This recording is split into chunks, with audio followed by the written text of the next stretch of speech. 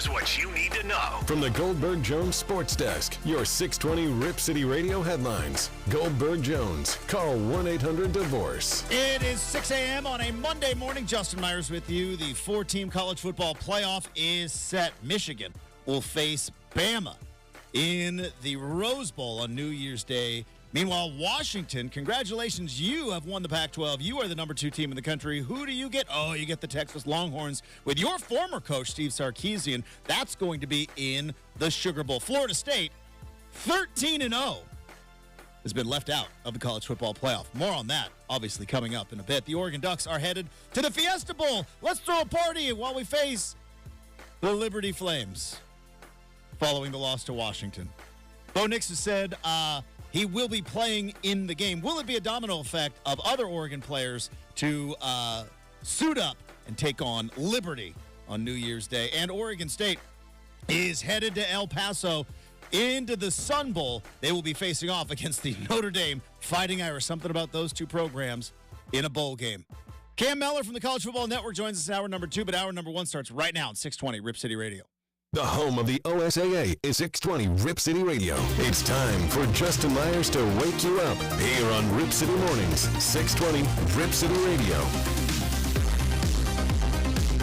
And a very happy Monday. It is RCM. I am your host, Justin Myers, super producer Brendan, safely partitioned on the other side of the glass. Thanks for getting up early with us or staying up late, however you are rolling on this particular Monday.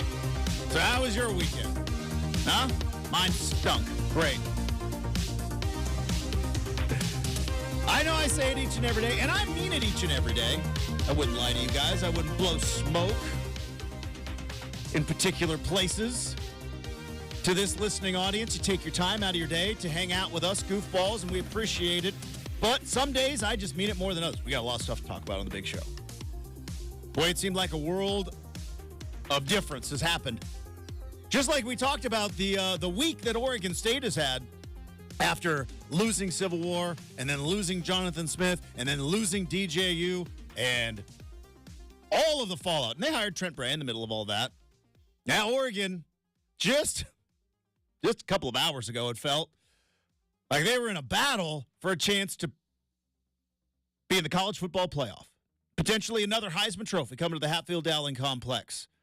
And could this potentially be one of the greatest Oregon football teams we have ever seen? They're certainly in the discussion, right? They're certainly in the debate. I've been talking about it all week last week. But, I made sure that I brought up over and over again, you want to be in the greatest of all time conversation. You want to be in the barstool debate or the Twitter back and forth. If you want to get into the conversation of greatest of all time, or is this one of the greatest teams, or could this team beat that? Usually, at the end of it, you got to have a trophy. Somewhere, you usually got to bring home a trophy.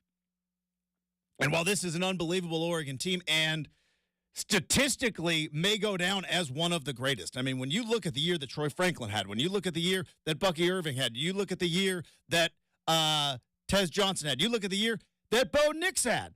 Statistically, I don't know if you're going to see another Oregon team that's going to match up with this one, but winners get sprinkles in this world.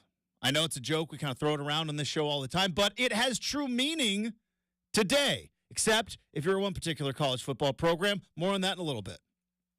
And we're going to dive into all the stuff with the college football playoff and how the committee has lost their minds and how we have all lost our way as college football fans, and something so ridiculous has become so normalized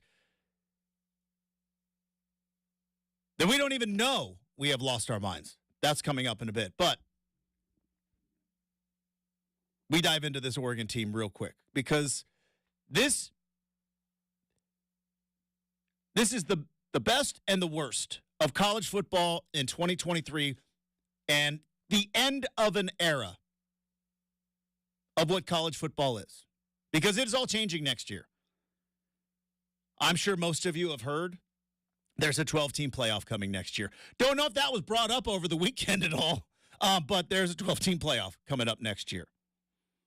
But for over 150 years, If you wanted to be one of the greats, if you wanted to be one of the elites, if you wanted to be one of the special teams that fan bases talk about for generations and generations and generations, you get the opportunity for one game.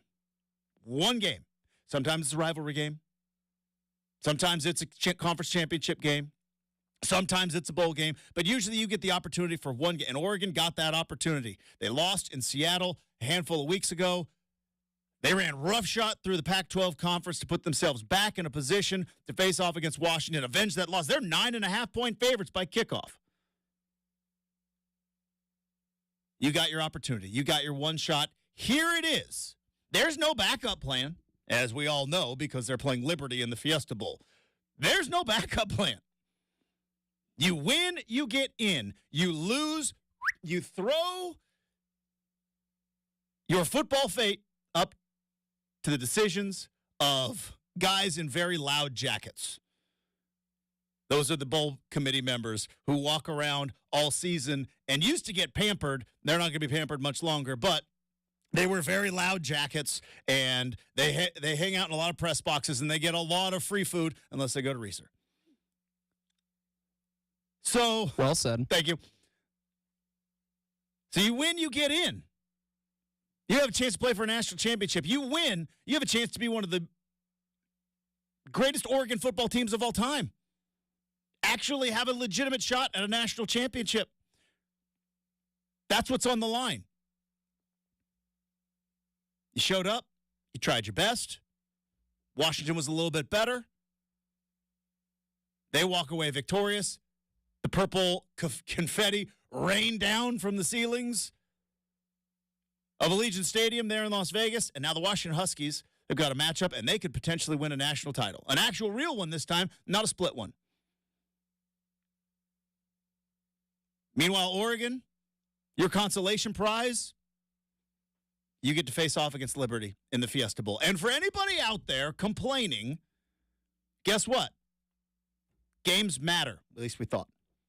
More on that in a little bit. But for the most part, in our college football world, games matter. Don't want to be in that situation? Somebody's got to play Liberty. Somebody has to. That's the rules of the game, right? The top-ranked Group of 5 team, we got to throw them a bone. We treated Boise State like trash for far too long, and because of that, the Group of 5 gets thrown a bone now. And that just happens to be an interesting school in Liberty. Let's just say that. You want to do your own research on Liberty? You do you. Not going to tell you how to live your life. I'm just saying there's some stuff out there. Somebody's got to play Liberty.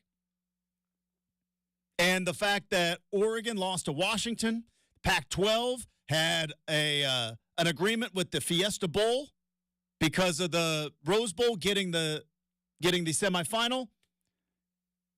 That's where you're going. Tip of the cap to Bo Nix for playing in the game. It's going to be very interesting to see who follows suit, who enters the transfer portal. We got a whole couple of weeks to be talking about transfer portals. Oh, and we will. But you know what? You show up, you take your chances, and you can go from the penthouse to the outhouse, because that's not exactly where Oregon went from the penthouse to the economy suite. It's not quite the outhouse. You're still going to the Fiesta Bowl, all right? It's not like the outhouse might be El Paso, Joe. Let's not kid ourselves. You could be in the Cheez-It Bowl. I mean, considering like or what is it, the Pop-Tart? The Pop-Tart Bowl. Which that's fair. They got an edible mascot that they're going to be. But Pop-Tarts are delicious. I'm a big fan. But if you were to tell me there's the last thing you and I mentioned before we kicked off the show, Justin. If you were to tell both of us, respectively, let's just even say 3 weeks ago, that this is where both of our teams would be. Right before Oregon State and Washington kicked off. I would have looked at you and said, Are you on that new legal mushrooms in Oregon? It is mind-boggling, Justin, how the last 3 weeks have shaken things out for both of our respective squads. But here's the thing. It seems like I'm almost a bit of a masochist. This is why I love it. Oregon State, they're going to the Sun Bowl. That stinks. And it's not a fun bowl game. Well, from what I've heard, it's a fun bowl game, not a fun travel. It's not easy to get to. you don't have your head coach, either your new one or your old one, right? Nobody is going. You don't have your quarterback, right? All of that. Icing on the cake with that, Justin. The guy who's calling the defensive plays is going to be leaving for Michigan State after the bowl game, so he's just gonna blitz the whole time then. Probably. Yeah, I mean, just like zero blitz. It's such a weird vibe for Oregon State. Oregon feels like it's a little bit better with Bo Nix saying he's going to play, but But regardless, and people get mad at me for saying it, but it is 100% true. The wins and the losses in the bowl games do not matter. There is no other than if you get like a big time matchup in like if Oregon got matched up with Ohio State and was like, all right, hey, let's go have a game. Even though Ohio State doesn't have their quarterback anymore, by the way. That's crazy. It is open, Justin. The portal is open. Yeah, more on the portal coming up in a bit. But that's why I said I'm kind of a masochist, because that's why I love it. You don't want to go to the Sun Bowl? Guess what? Make the play against Washington at home, right? Oregon, you don't want to go to the Fiesta Bowl? You don't want to play Liberty? You want to sit and complain like, why do all that? Well, there's an easy fix. You win the game against Washington. Either one of them. Either one of them. And guess what? You're headed to the Sugar Bowl, and you're facing Texas. Or however it would have shaken out, don't know. But that's why that's the secret sauce that I talk about all the time, right? It comes down to a play here, a play there, one game. Can you show up? Because you have to show up each and every week. Because the fate of your team depends on every single play. Why? Well, it was amplified yesterday when we learned that just because of one play against South Alabama, Florida State's quarterback gets injured, he goes down, and now an undefeated ACC champion is not going to the college football playoff. More on that in a bit. But that's the secret sauce that I talk about. Are we going to lose that? Because, well, yes, it would benefit me as an Oregon fan knowing that, all right, you lost to Washington again.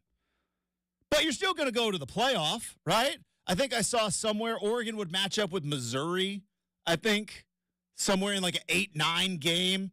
If the rankings came out, I think Oregon would match up against Missouri. I don't know if they would go to Missouri or if it would be at Autzen. I think it might be at Autzen. So you get a home game.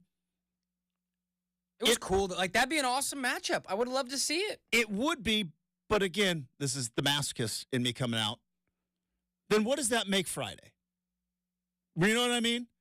The tension, the excitement, the nervousness, the dread, the amount of rage tweeting and rage texting that I got popping up on my phone on Friday. You know what I mean? Like, where does that goes away? I watched the 49ers kick the dog out of the Philadelphia Eagles yesterday. And if you're a 49er fan, you got to feel great about it. And if you're an Eagle fan, you got to be like, boy, that was a bummer of a game. If you were the Eagles fan, are you living and dying on every single play in that game? No. Maybe if Roger Goodell bans the tush push, I am. Maybe. I don't know if you saw that over the weekend. It'd be so dumb if he did. But I couldn't agree more. Sir. Just had to. But my point is, that's a great game, right? But it's not the same. It's not the same. Georgia, Alabama had teeth because you knew whoever loses this game is probably not going to play for a national title. And both of these teams are capable of winning national titles. Now, this is where we get back to the nitty-gritty of it all. Deserved versus best. What a silly discussion. It was always deserved. It was never best. I know they say that's what they were trying to do. That is an impossible feat to try to determine amongst around 65 teams, the 4 best, with different parameters for different teams and resumes and eye tests and strength of schedule and injuries and everything else, as opposed to just making it what it should have been, which is deserved. But it turns out there are 2 statistics. Not touchdowns, not interceptions, not even strength of schedule. There are 2 statistics that have taken over our college football world that seem to matter more than anything else. I'll tell you what they are, and I'll tell you why they're wrong. That's next, 620 Rip City Radio.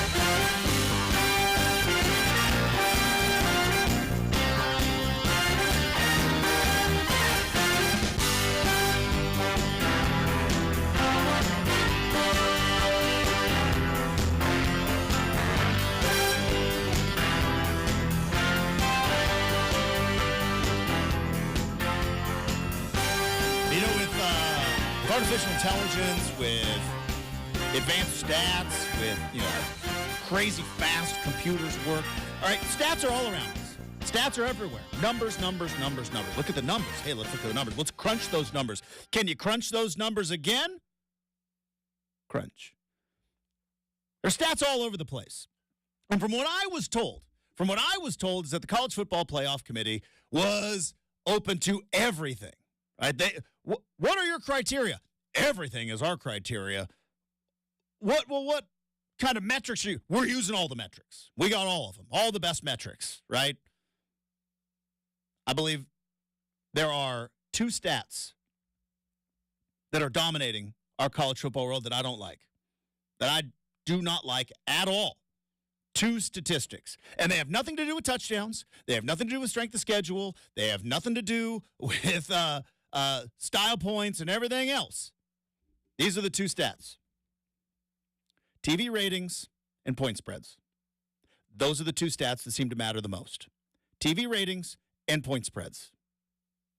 We have normalized these two stats, and we have elevated these two stats to such a lofty status that we believe that it is actually more important to have a really good point spread advantage and to have a lot of eyeballs on your team than to actually win the goal-darn games. Because if you look at everybody, let's just start right here.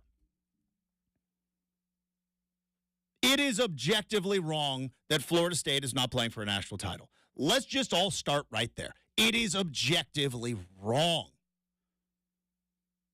Would they win? I don't know. You don't know. Nobody knows. That's why we play football, but probably not. Their best player is hurt, and yeah, I understand because I know all the criteria that the committee is supposed to be taking into advisement. Players getting hurt is a significant thing. By the way, I also know that little clause of significant players being hurt helped Oregon in 2014 because Oregon lost to Arizona at home on a Thursday night, and they were without their left tackle. And it's like, well, yeah, they were without a significant player there, and Oregon ultimately got into the college football playoff that year. They weren't going to be kept out, but they got in.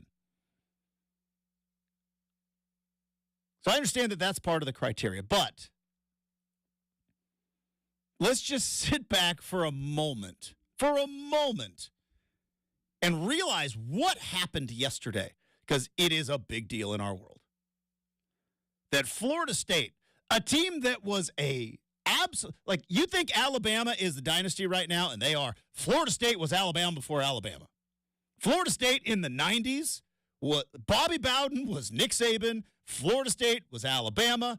They beat everybody. They put everybody in the NFL. They won the Heisman trophies. They were in the biggest game every single year. Florida State in the 90s was Alabama before Alabama in the 2010s and now into the 2020s. Now, I believe that Nick Saban and Alabama has surpassed them as one of the greatest dynasties of all time, but there's a 15-year run that Bobby Bowden, 15 years in a row, that Bobby Bowden, at the end of the season, his team was ranked in the top 5. Top 5. 15 years in a row. That's what we're talking about. This is not some Boise State team, right, in 2004. The whole Statue of Liberty play and all that. This isn't like that. This is Florida State, all right? And this is the ACC. The ACC that has Miami. They were the wagon in the 80s and in the 2000s. This is a conference that has Clemson. Clemson that at a time we thought, what, are they going to end the Alabama dynasty? Because we thought they were going to. This is the ACC. And also, this is a Florida State team that scheduled non-conference LSU, who won the title, 4 years ago.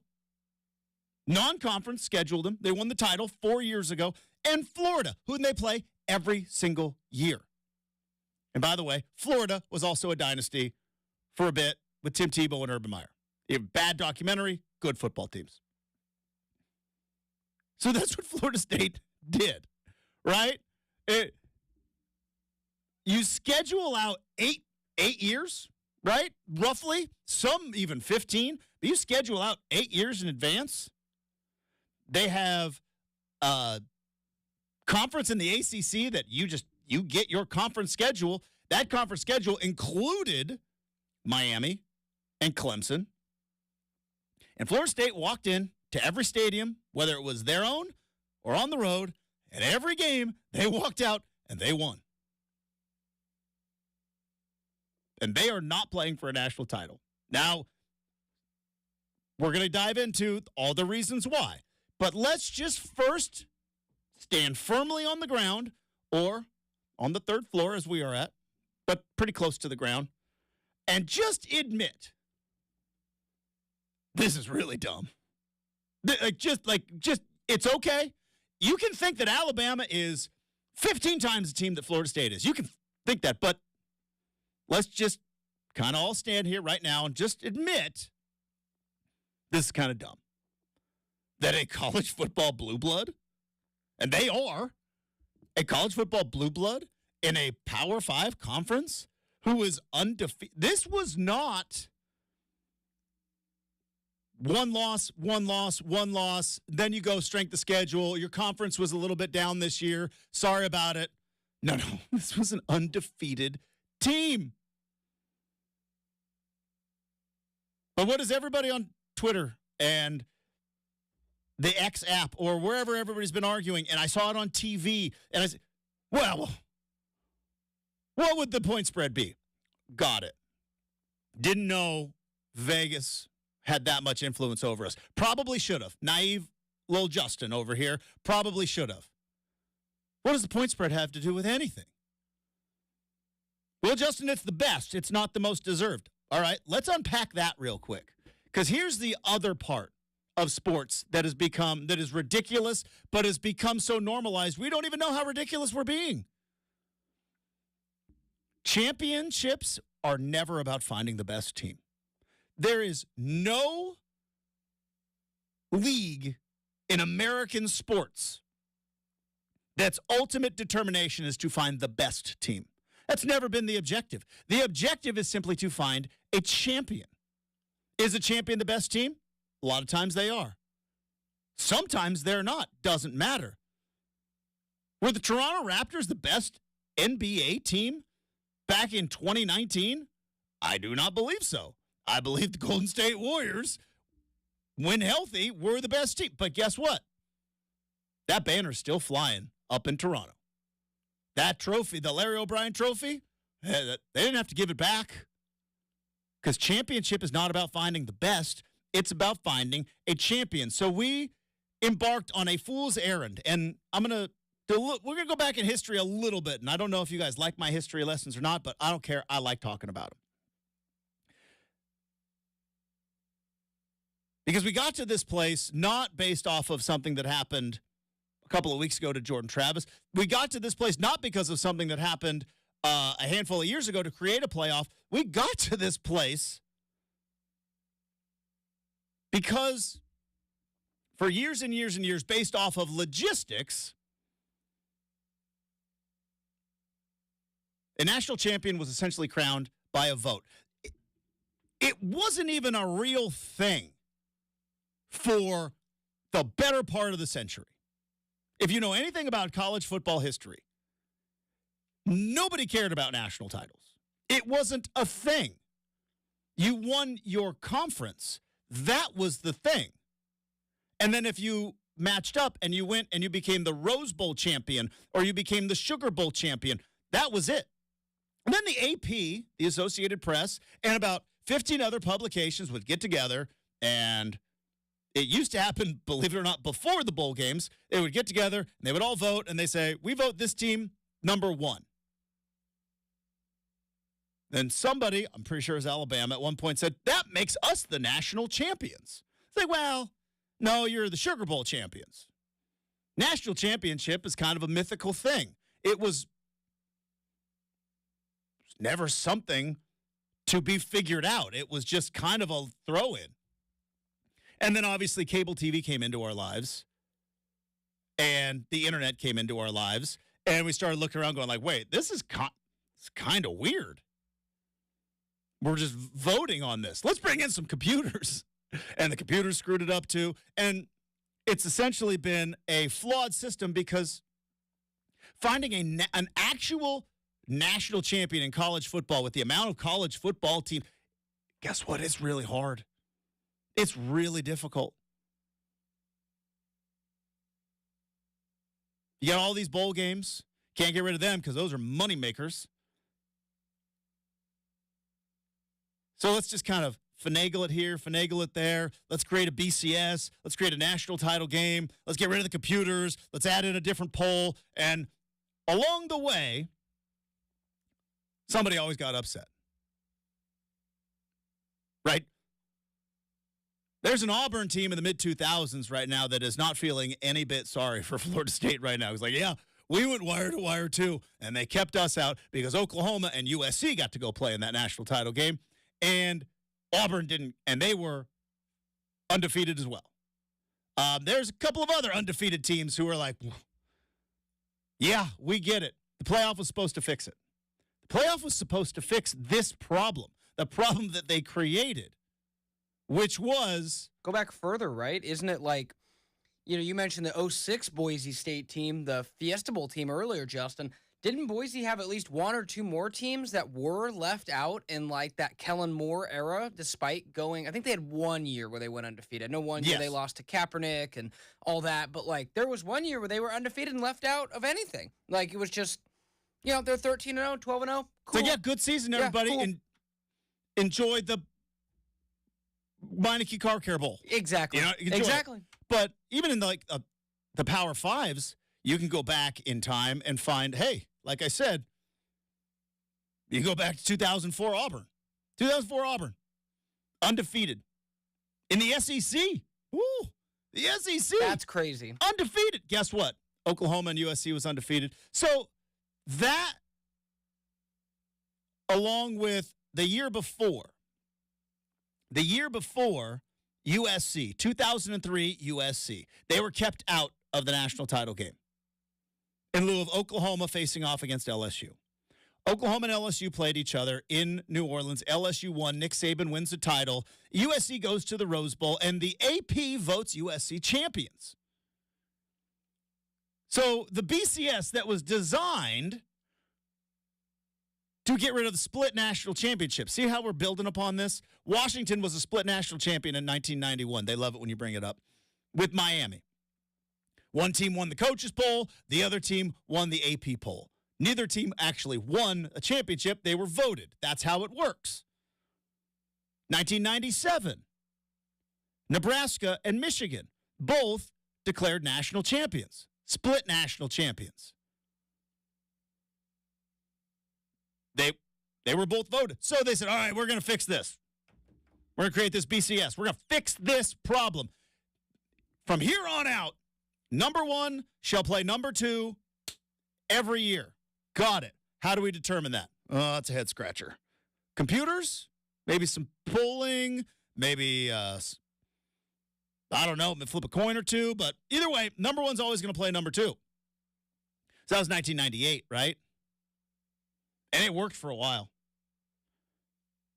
2001, there was some controversy there. I know, I was right in the heart of it. Oregon should have been playing the national title game. But the answer to the, we should have been there was always, well, if you don't lose to Stanford in 2001, Oregon, guess what? You would have been in. That was the answer to every complaint. Well, just don't lose that game to Stanford. You would have been undefeated. You would have faced Miami. Nebraska doesn't get to go. So that was 01. 03, USC. And it's like, yeah. But there's a loss in there. I think they lost to Washington State, maybe. 03? 03 USC there. I think they lost to Washington State or Cal. It was Cal. Aaron Rodgers, that's right. OT, triple OT. Yeah. Triple OT. But USC, you want to be playing the national title. Don't lose that game to Cal, right? Don't do it. Because if you didn't, then you would have been in. And then the 04 Auburn thing happens, and we're like, all right. We got a pickle here, guys. Turns out there can be more than 2 undefeated teams. What do you say? Playoff? Maybe? In 9 years, because we do everything very slow. And then ultimately, that's what the whole playoff was supposed to do, right? The playoff was supposed to eliminate that number 3 undefeated team going like, whoa. Let's let it play it out on the field. But then we got a little cute, didn't we? We got a little cute. And anybody that remembers what was going on back in the late 2000s, the early 2010s before the college football playoff will know that, number 3 is complaining right now. You go to a 14 playoff, guess what? Number 5 is going to be complaining. And we're all going to forget how we got here. The playoff was supposed to fix this. The playoff was supposed to be the means to never have an undefeated team left out. How silly is that? And here we sit. Learning 0 lessons. Save me the point spreads. Save me I know Jordan Travis is hurt. And I know the parameters. Save me all of it. I'm putting the system on trial. The system is terrible. Do we overvalue undefeated in college football? Yeah, we do. 2016 Washington. We overvalue it. But it still should have some value that at the end of the day, team goes on the field, wins all their games, wins them all. And but you didn't win. Your quarterback's hurt, though. But our backup came in against Florida, who is a rival of ours. He got knocked 7 ways silly in the third quarter, came back in. We still won that game. Yeah. But he didn't play again. Okay, but our third-string quarterback came in a championship game against Louisville, who's still ranked, by the way. He's got a couple of wins on the season. He came in and he won. Does this please you? It does not please us. I'm sorry. TV ratings and point spreads. You lose. Whoa. But what? We won the games. Yeah. But think about the ratings, guys. Think about the point spreads. Well, I mean, put you up against Michigan or put you up against Washington. What are we going to do here? But let me throw this out there. In all honesty, let me throw this out there. Think about this. This is my Jake Brigant's time to kill closing argument right here. Take all the arguments that if you are of the mind that Florida State has no business being upset, or Florida State, it's a bummer, but this is the rules. Take all of the things about that. And let me ask you this. If the SEC champion was undefeated and was sitting there with a backup or even a third-string quarterback, would they be left out? If the SEC champion was undefeated and Florida State was undefeated, and it came down to a one-loss Pac-12 champion versus an undefeated Florida State, who gets left out in that scenario? Imagine, instead of it being the Alabama Crimson Tide, imagine it's one-loss Washington. Who's going to get left out in that scenario? And with that, I concede my time. I've said I get all the things. I get all the reasonings. I get it all. It's objectively dumb that an undefeated team. We're trying to find the best teams. Don't care. That's a dumb thing to try to do because you can't do it. It's impossible. Never say never. I'm saying you can never find the best teams because you don't know who the best teams are until they play each other. So to keep an undefeated team out, would Michigan playing Florida State, would Michigan beat them 25 times out of 25? Yeah. But you know what? What Herb Brooks said. This is our time, gentlemen. They might beat them once. Florida State with a backup quarterback might be better. We don't know. You can't know until they play the games. That's how football works. That's how sports work. But we've normalized our own eyeballs. Don't believe what your lying eyes are telling you. That team's clearly better than that team. Did they play? No. But they're better. How? They just are. All right. Wrapping up hour number 1. We'll get back into Oregon and Oregon State because not only is it bowl season, it's transfer portal season. That's right. Transfer portal season is opened up. And you're going to start to see some of the floodgates coming out because now coaches, while preparing for bowl games, are also trying to revamp their rosters. We will wrap up hour number 1 next, 620 Rip City Radio.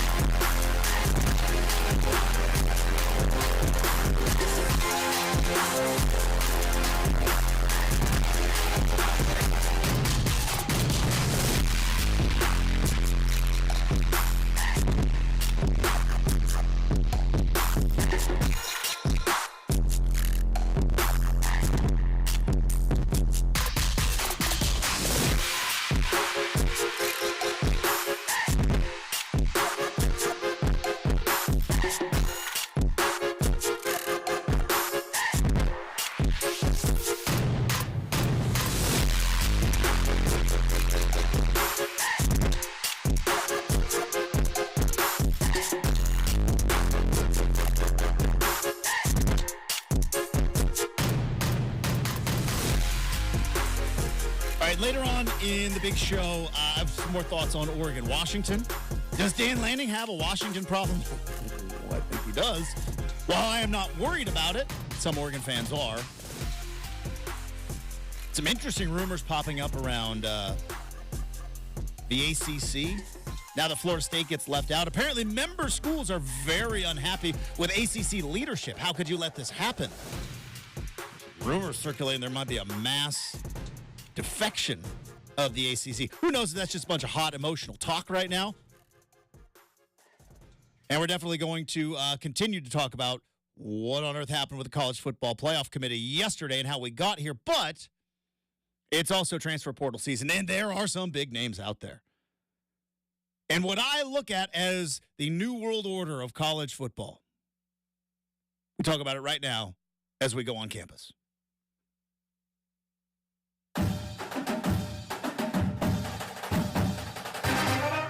All right, so it is love letter season. That's right, it's love letter season. What am I talking about?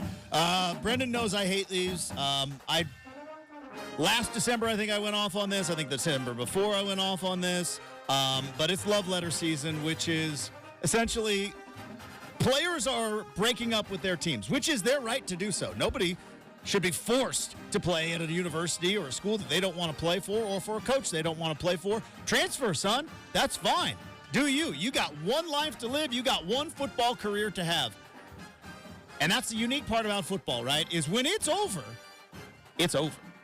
You only have so many football games in your life. If you are not going to play in the NFL, you only have X amount of football games in your life. And then when it's done, there's no pickup football. There's no rec league football. It's over. So you want to transfer? You want to head out? That's great. Save me the love letter. First off, I want to thank, I don't care. Don't care. With all that being said, got it. Just get to the tough part. I had a boss one time. Terrible. This boss would do 10 minutes of small talk, then tell you the horrible, horrible news. And I was like, what on earth are we doing? I thought I was in a chit-chatty conversation on the phone. We've been talking for 10 minutes. Oh, got it. I'm losing time. I'm going to lose some money. Could have just opened with that. So welcome to the new world order of college football, which is essentially an open market for quarterbacks. Now, I know that Oregon has helped create this because of what Bo Nix has done this year and what Michael Penix has done this year and what Caleb Williams did last year.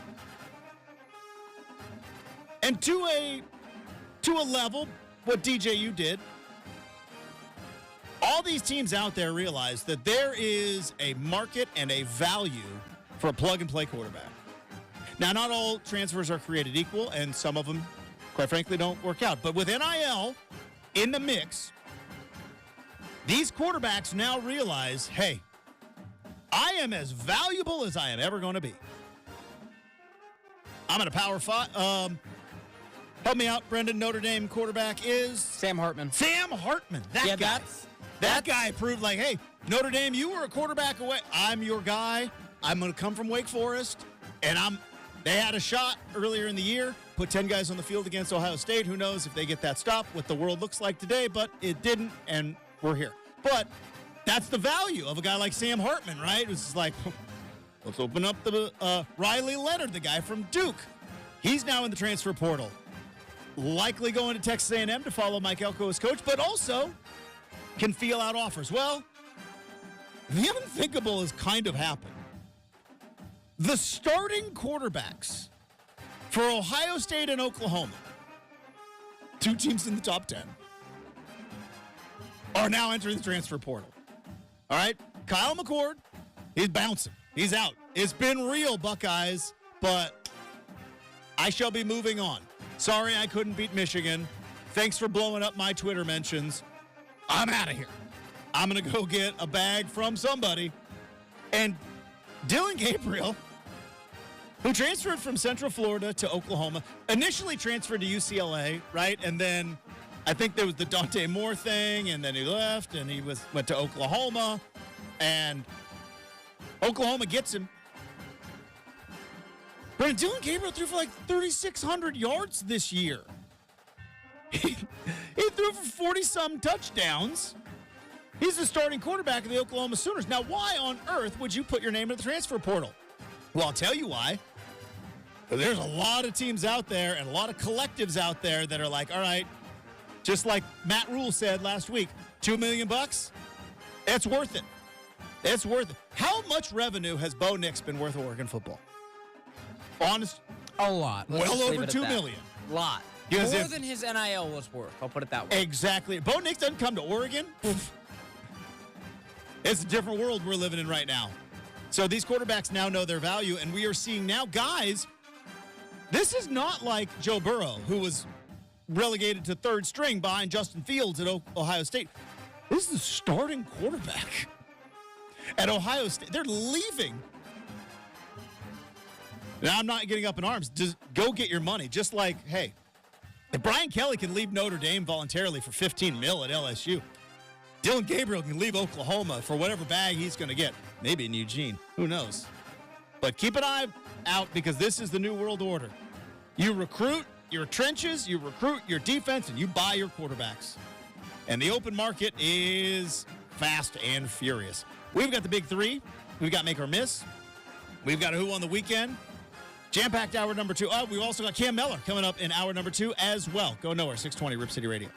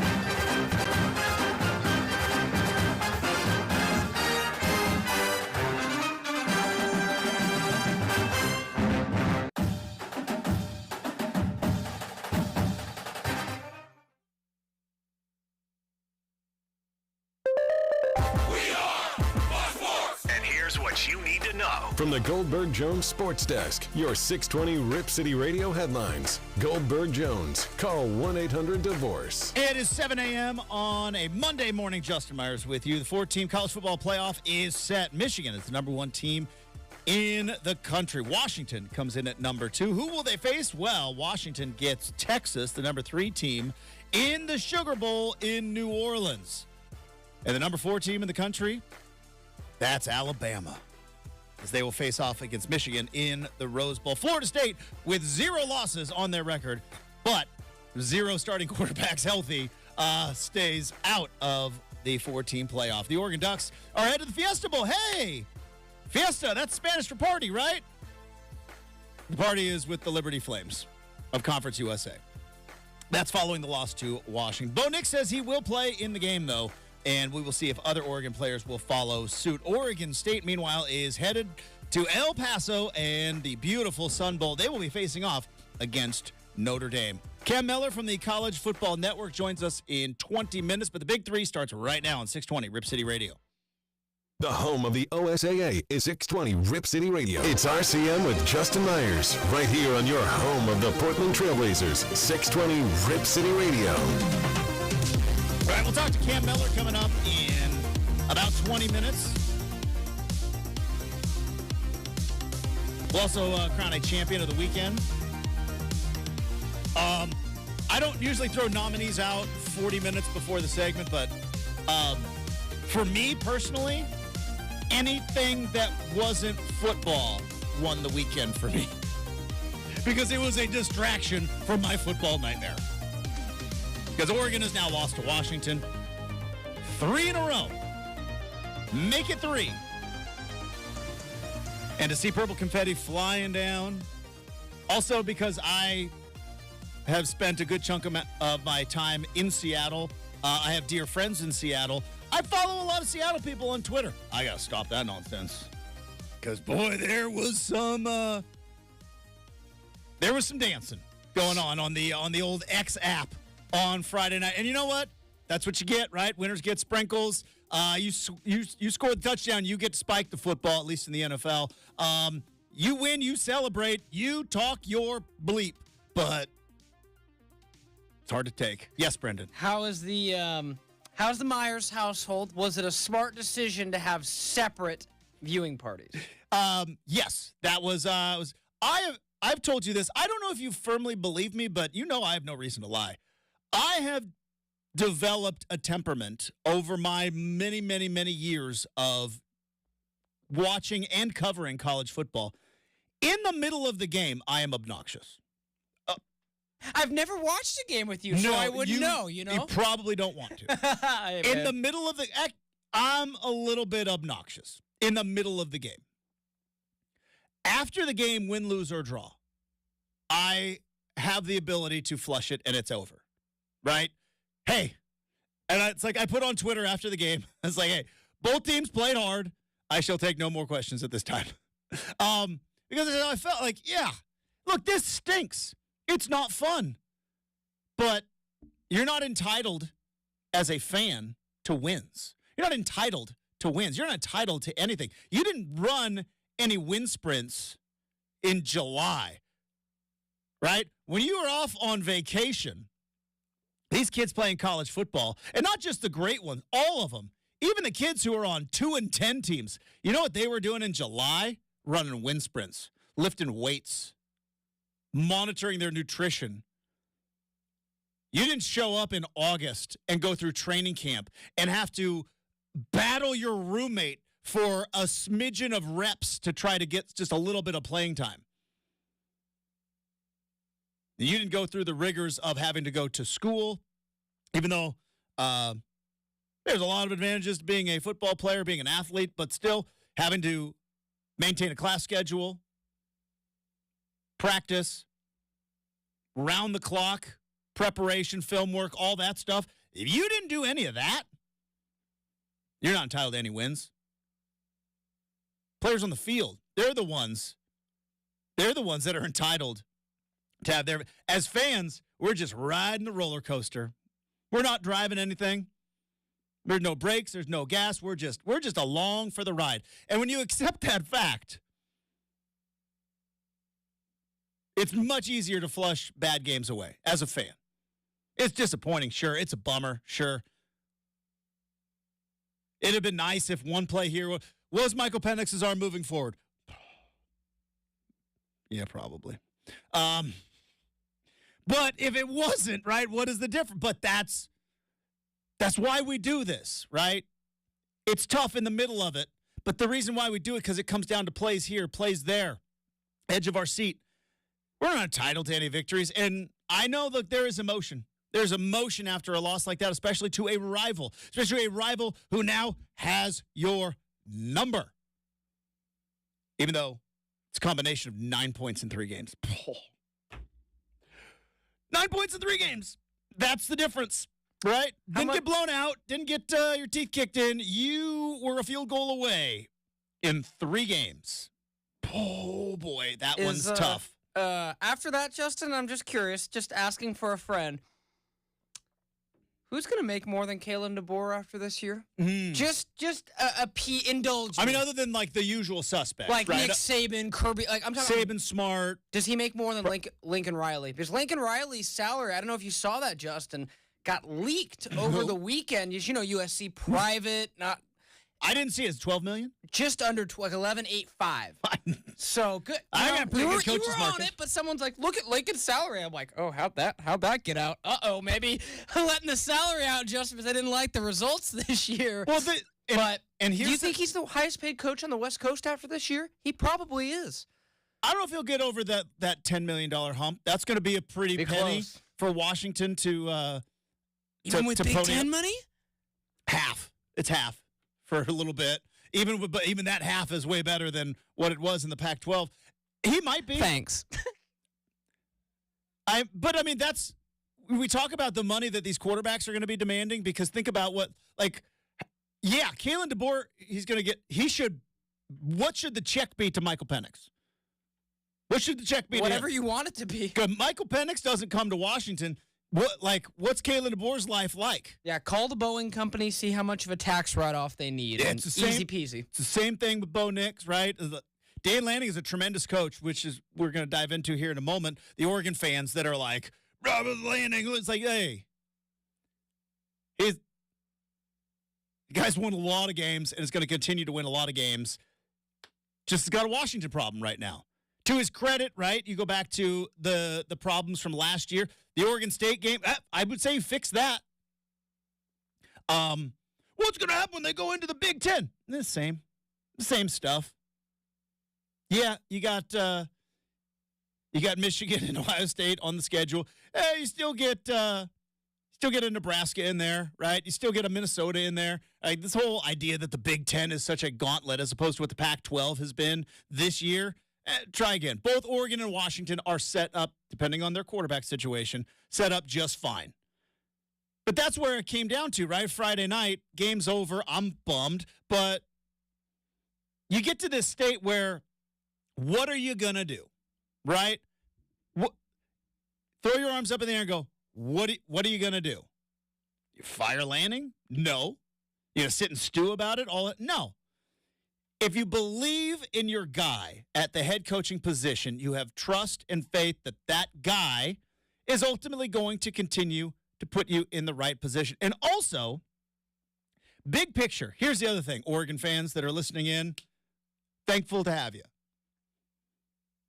Let's think of the big picture of where Oregon has been from 2016, the lowest of the low. Let's just go on a little journey real quick, right? Lowest of the low, 2016, Oregon's 4-8.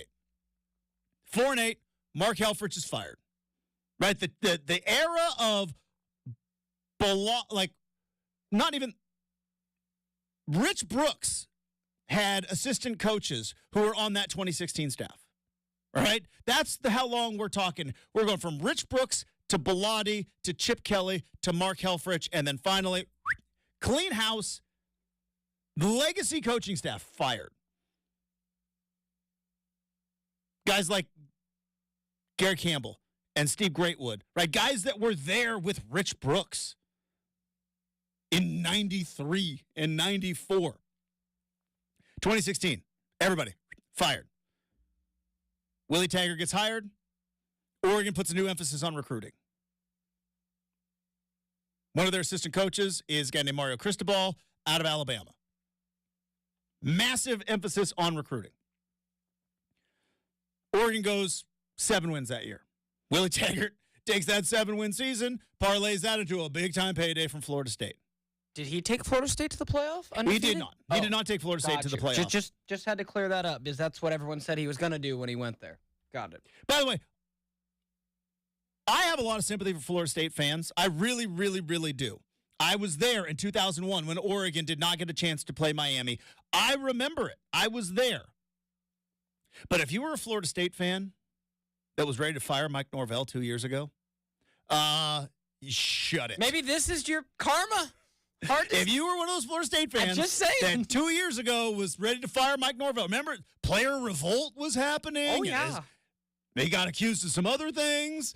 And it's like, if you were one of those guys, you shut it today. Anyways, but going back, 7-win season. Oregon, nice bounce back. Go to the Vegas Bowl, get their teeth kicked in by Boise. But Cristobal had just been given the job. He was recruiting the entire week. And then Cristobal takes over. Cristobal takes over in 2018. By 2019, they're Pac-12 champions again. Champions again. Go to the Rose Bowl, win the Rose Bowl. But obviously a late season loss to Arizona State. And you lose arguably a franchise-type quarterback in Justin Herbert. 4-year starter in Justin Herbert. You lose, you got to start over. So now, from 2016, bottom of the barrel, you're on your third head coach, and in 4 years, you're back to the top. Little pandemic, technically won Pac-12 in 2020, but, I mean, come on. Let's all be honest. 2021, good team, fell short again. There at the end, couldn't get over the hump against Utah. 2022, you hire Dan Lanning. Dan Lanning comes in, you get your teeth kicked in against Georgia, but you bring in Bo Nix. 2 crushing losses to Washington and to Oregon State, but moving in the right direction. Bo Nix comes back. A year later, you're back in the Pac-12 title game.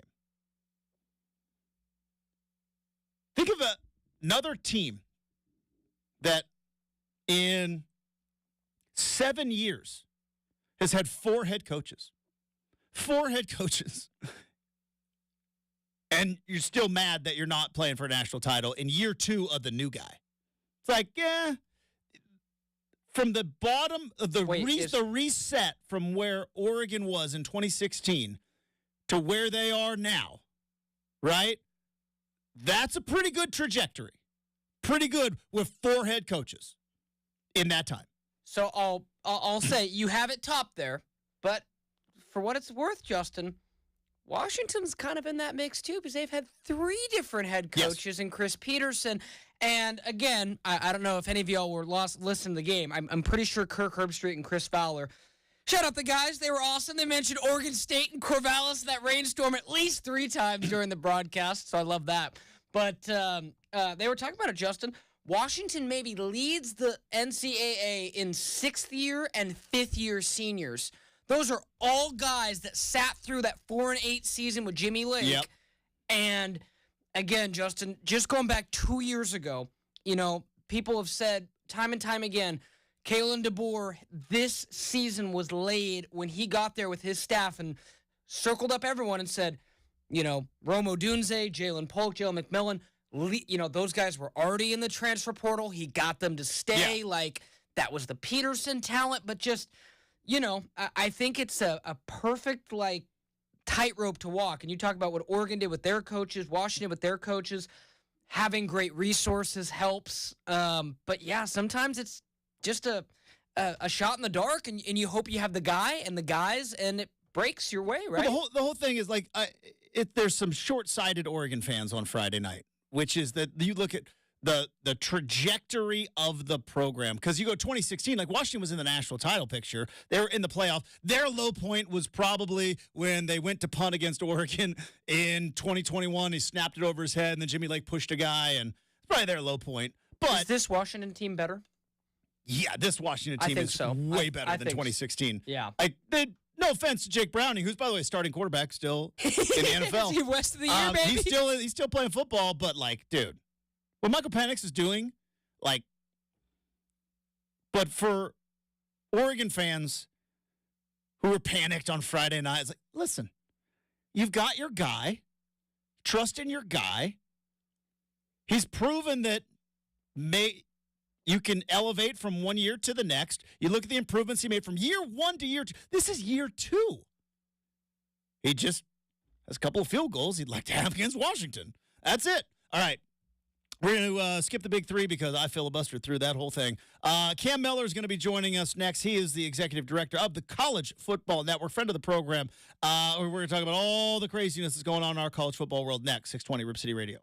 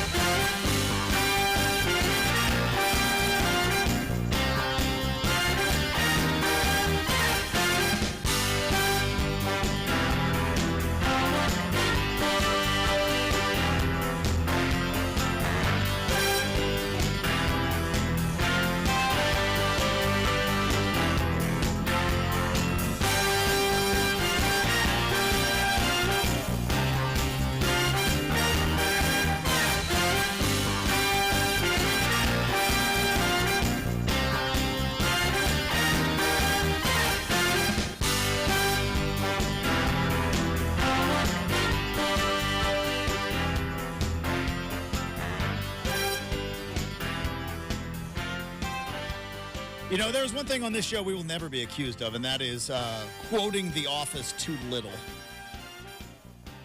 There's a great part in The Office where Michael Scott declares that he is ready to start dating again. He says, "I am ready to be hurt again."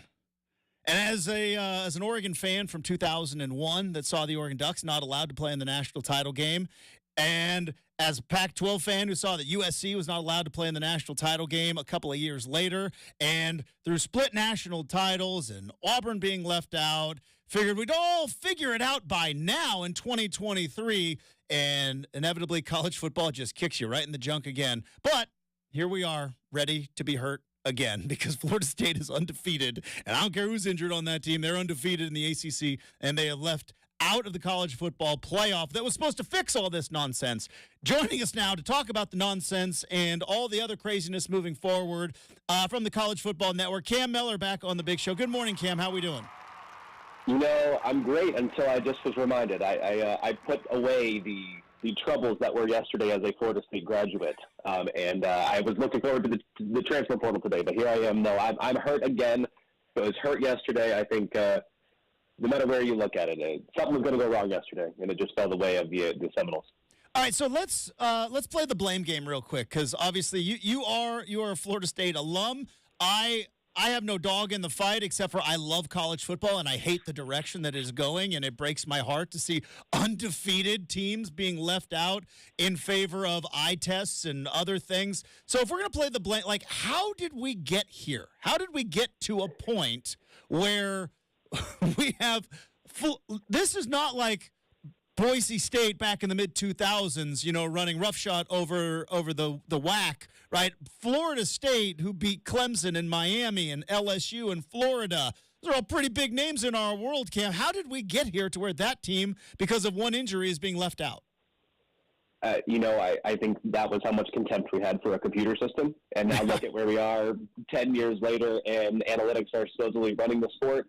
And yet we're here with a room of 13 individuals that want to look at games and supposedly watch games. I don't know how we got here, but I'll say it's a flawed system when you have all the announcers talking on Friday and Saturday saying the committee's going to be watching a lot of football this weekend. Well, shouldn't they be watching a lot of football all season long to get the right answers? It seemed like it was a shocking statement that the committee's going to actually watch the game this week. I think they did what they had to do. I do think there's probably some SEC bias in there. Happy it's going to go to an expanded playoff at least, because this 14 playoff with a 13-member committee is not going to make anybody happy going forward.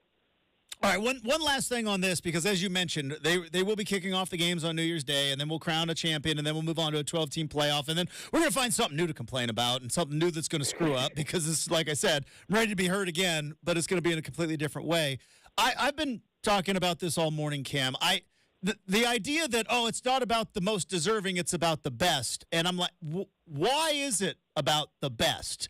It's always been about the most deserving. That's how sports works. You win your league, you go to the bowl, right? You get to fly the banner. It's always been about the most deserving, not necessarily about the best. What went wrong a handful of years ago where they decided that this was the ridiculous criteria to try to assume with no head-to-head matchups that we know who the best is? That's I think where the fatal flaw was of this entire system. We go back to the 30s when football, college football was really starting to take hold, and it's starting to look like what it is now. You had if you just finished undefeated, one publication called you a national champion. That needed to be fixed. We fixed it. It's sort of like that now, though, where you just have random 13 groups of people, a 13-person group saying, no, these are the best teams. We're going to crown these champions here. But the games don't matter at that point is what they're telling them. I don't care, like you said, I don't care who's hurt. I know Jordan Travis means everything to that team, but you don't think they're going to rally behind him. You don't think that defense is going to play otherworldly defense. If Michigan's doing the same thing, playing otherworldly defense and where they are at, I mean, it's don't get me started. I think Liberty probably should have been talked about as well as an undefeated conference champion in that grouping, but we'll get there one day. But I think the fatal flaw was essentially just that, where you're essentially saying the games don't matter because of one person, and that's incredibly wrong to the other 80, 85 people on the team.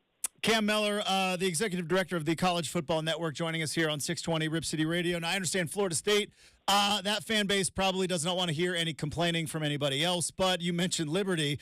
Boy, Cam, Friday, third quarter, Oregon's got a lead in the Pac-12 title game in Vegas, right?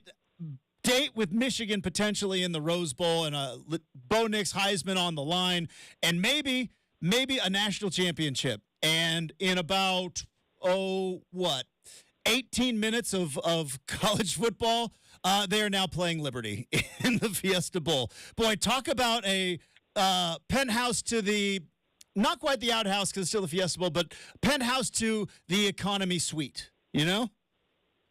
They're at they're checked into the hotel next to the airport. Let's just say that, as opposed to the Ritz-Carlton. We are. It's unfortunate. It's an unfortunate end to Bo Nix's career, and I will say I have to feel like the Heisman's going to go to Jaden Daniels, but how unfortunate for Bo Nix. He is the one playing for a conference championship, but because they lose the game, the Heisman voters are going to look at that as a negative for him. Jaden Daniels isn't even playing for his conference championship game, sits at home, and he's going to get an award based off of not playing. So I think the Heisman voters need to take some recency bias out of what they're voting for. Bo Nix was the best quarterback in college football, probably one of the best two players in college football as well this season for the longevity of it. Ultimately, yeah, it's amazing, though. Our sport is that good, is that awesome and compelling, where you can be up, and then with immediacy, within 18 minutes, everything changes and flips on its head. And you're stuck at the microtel next to the airport. Do we have a continental breakfast? No, we don't. But we have a microwave in the lobby you can use if you buy a burrito at the 7-Eleven across the street. Got it. Fantastic stuff. This is the Fiesta Bowl. All right, you mentioned it. It's portal season, right? It's that time of year, and boy, it is come fast and furious, because just in the last couple of hours, we have now seen the starting quarterbacks, not the backups who are being overlooked, not the 5-star who's maybe not been given a chance, but the starting quarterbacks of Ohio State and Oklahoma are now heading into the transfer portal. Is this just free agency? Like, got to test the market? Like, what is going on in the transfer portal world, where you've got Ohio State and Oklahoma now can't keep their starters on the roster? Yeah, I think, it's a combination of both. It's free agency, you got to test the waters, but also you now have that free eligibility to go somewhere else when you see the chips maybe not aligning how you want them to. I think Kyle McCord at Ohio State sees that they have Aaron Nolan coming in at quarterback. Maybe they're even courting Cam Ward, or even courting Dylan Gabriel now. And so Kyle McCord sort of sees the writing on the wall. He can go play for somewhere else and not have the scrutiny of being the quarterback for Ohio State, which might be good for him. It's an incredible amount of pressure. Then you have Dylan Gabriel, which I'm more intrigued by that one. Maybe NIL money wasn't as promising as it could have been in Oklahoma, or maybe the fact that he's 4,352 yards away from the all-time lead, and he wasn't going to get that, the all-time passing yards leader he could be, beating Case Keenum if he goes to somewhere like a Georgia Southern, Hawaii, where he's from, or even a Western Kentucky to throw the ball, 40, 50 times a game. I think maybe that has something to do with him leaving a college football legacy. But no, it's free agency. And it gives these kids a chance. And whatever people want to say about the portal, it does give these kids a chance to maybe right a wrong, or, rectify a decision that they made, which is a big one, to go to a school maybe far away from home, or not quite promise what they were. So I like it. It's crazy, though. I mean, it is nuts. Cam Mellor joining us here on 620 Rip City Radio. He's the executive director of the College Football Network. And I'm just kind of trying to prognosticate into the future. And obviously, I sat here for the last 2 years and saw what Bo Nix did, and I also saw what Michael Penix has done at Washington, and really kind of changed the fates of those programs with the transfer portal and coming in. Is this going to kind of be not necessarily the blueprint, Cam, but essentially a blueprint of teams that say, we're going to recruit the trenches, we're going to build up our defensive line through high school recruiting, and then we're just going to go out and every couple of years just go out and buy a quarterback? Is that going to kind of be like the blueprint for some teams? Yeah, I think you're going to have the new school coaches that are going to be able to do that. If you look at the New Year's Six teams, right? The new school coaches all have transfer portal quarterbacks starting right now. And then you have the old school coaches, Jim Harbaugh, Nick Saban, with their developed players, their developed quarterbacks. And honestly, until the last end of the season, neither of those really looked like they were, going to be the best. And we have Michael Penix and Bo Nix and Quinn Ewers and Jordan Travis, and Jackson Dart at Ole Miss, even all these guys that come in, develop somewhere else, and then they're able to put it all together. I think it is the wave of the future. It is you have a chance to right or wrong if you can recruit these 4 or 5-star kids, but can they develop? Can they become more than just that talented high school player? Sometimes you don't know, and if you're banking your entire program's future, this gives the coaches and the coaching staffs a chance to maybe right that wrong, or or maybe fix, put a Band-Aid over a situation that needs a little bit more. But it's the wave of the future. Unfortunately, it's going to make the group of five a little bit less talented at the quarterback position because those players are going to make Power 5 teams quickly. Yeah, because isn't that, again, kind of looking into the future? Because it seems to be obviously a big quarterback thing. Obviously, there's a lot of other position guys that are going to be hopping into the portal, and Oregon benefited from Bucky Irving coming over out of the portal, out of Minnesota, and there's going to be other movement. But quarterbacks, obviously, they get all the shine, they get all the accolades, and now you just kind of look at the group of five. Is it going to kind of be like junior college football almost? I mean, from a quarterback standpoint, it's like, look, I'm maybe getting overlooked. I can go to Boise and play for 2 years, and if I stand out there, then maybe Washington will come, or maybe Oregon will come, or one of these teams will come. Is that what kind of the group of five might look like potentially with quarterbacks? That's what I'm thinking. You're going to have a little bit of both, right? You're going to have those kids that come from high school, need to make a statement, maybe have some grade issues, need to go to G5 or even FCS at this point, play well, and then play yourself into a Power 5 scholarship. And then you're going to have the inverse of that, the Power 5 starters that didn't work out well, the Jordan McLeods of the world who then go to a JMU and a group of five school. So you might have some P5, Power 5 talent at the group of five level, but ultimately those kids are going to get snatched up. I mean, if Minnesota's going there and they're recruiting New Hampshire's quarterback Mac Brosmer, that's the way of the future. Brosmer is an 8,000-yard passer from New Hampshire, and Minnesota got him, and what happens? Athens Calicommatics transfers immediately. So it's the wave of the future. You're buying quarterbacks, whether you want to look at it that way or not. It is that, and I hope for the group of five, though, that there's enough quarterbacks around, at least, that hopefully we can field a pretty good, decent amount of them there. Well, and one last thing on the quarterback situation, Cam, because I am fascinated by this whole thing, and the two top-rated quarterbacks out of high school, I believe, is Arch Manning and Dante Moore, and Dante Moore was set to come to Oregon. Bo Nix comes back. He flips to UCLA. There's a lot of talk of NIL deals and all this. He goes there, has a subpar, I think that's putting it nicely, freshman season, because he's a true freshman playing Pac-12 football. It's really hard to have success coming right from high school, and now he's in the transfer portal. And so I'm wondering, you hear about all these NIL deals and these kids coming out of high school. Is there going to be a time where maybe these collectives realize that the money spent on like a Bo Nix is way more valuable than like the money spent on high school kids? Or are these just big money boosters who can't ever get over the shiny kid coming out of high school, and they're going to drop money anyways? It's probably a combination. It's the fool me once, fool me twice. These guys will not be fooled more than a few times before they start pulling a few dollars. But let's face it, that shiny little thing that is a five-star quarterback, they're still going to fork up the cash for him. So there might be a little bit of buyer's remorse afterwards. But let's face it, these collectives have enough money. If Texas A&M can pay Jimbo Fisher $35,000 a day for the next 7 years and then still bring in a new coach and fork over pretty good amount of money, I think that's sort of the anomaly, obviously. But yeah, no, it's the wave of the future. We're going to be buying these kids, and I think ultimately until we get some sort of grasp on what's actually happening, the portal has to stay as active as possible, and it will stay as active as possible because such promises may not be held. Cam Miller is the executive director of the College Football Network, joining us here on 620 Rip City Radio. All right, I want to talk about Oregon State a little bit, Cam, because I know Oregon not happy playing Liberty. Oregon State has been like, yeah, shut it. Don't need to hear about your week, because it was objectively one of the worst weeks for Oregon State football last week. They lose Civil War. They lose their coach. They lose DJU, which might have been expected, but the timing of it all after the loss to Oregon and the loss to Jonathan Smith and getting into this, and it was announced on Friday that there is a scheduling agreement with the Mountain West, but they're not a Mountain West team. And for the next couple of years, they're kind of act as a conference of two with Washington State. What ultimately happens with Oregon State? Do they rebuild the Pac-12 with Mountain West schools? Do they kind of hold tight and wait for what could potentially be the next round of realignment? Because realignment got real hot in the Twitter streets last night after the committee made their decision. What happens with Oregon State?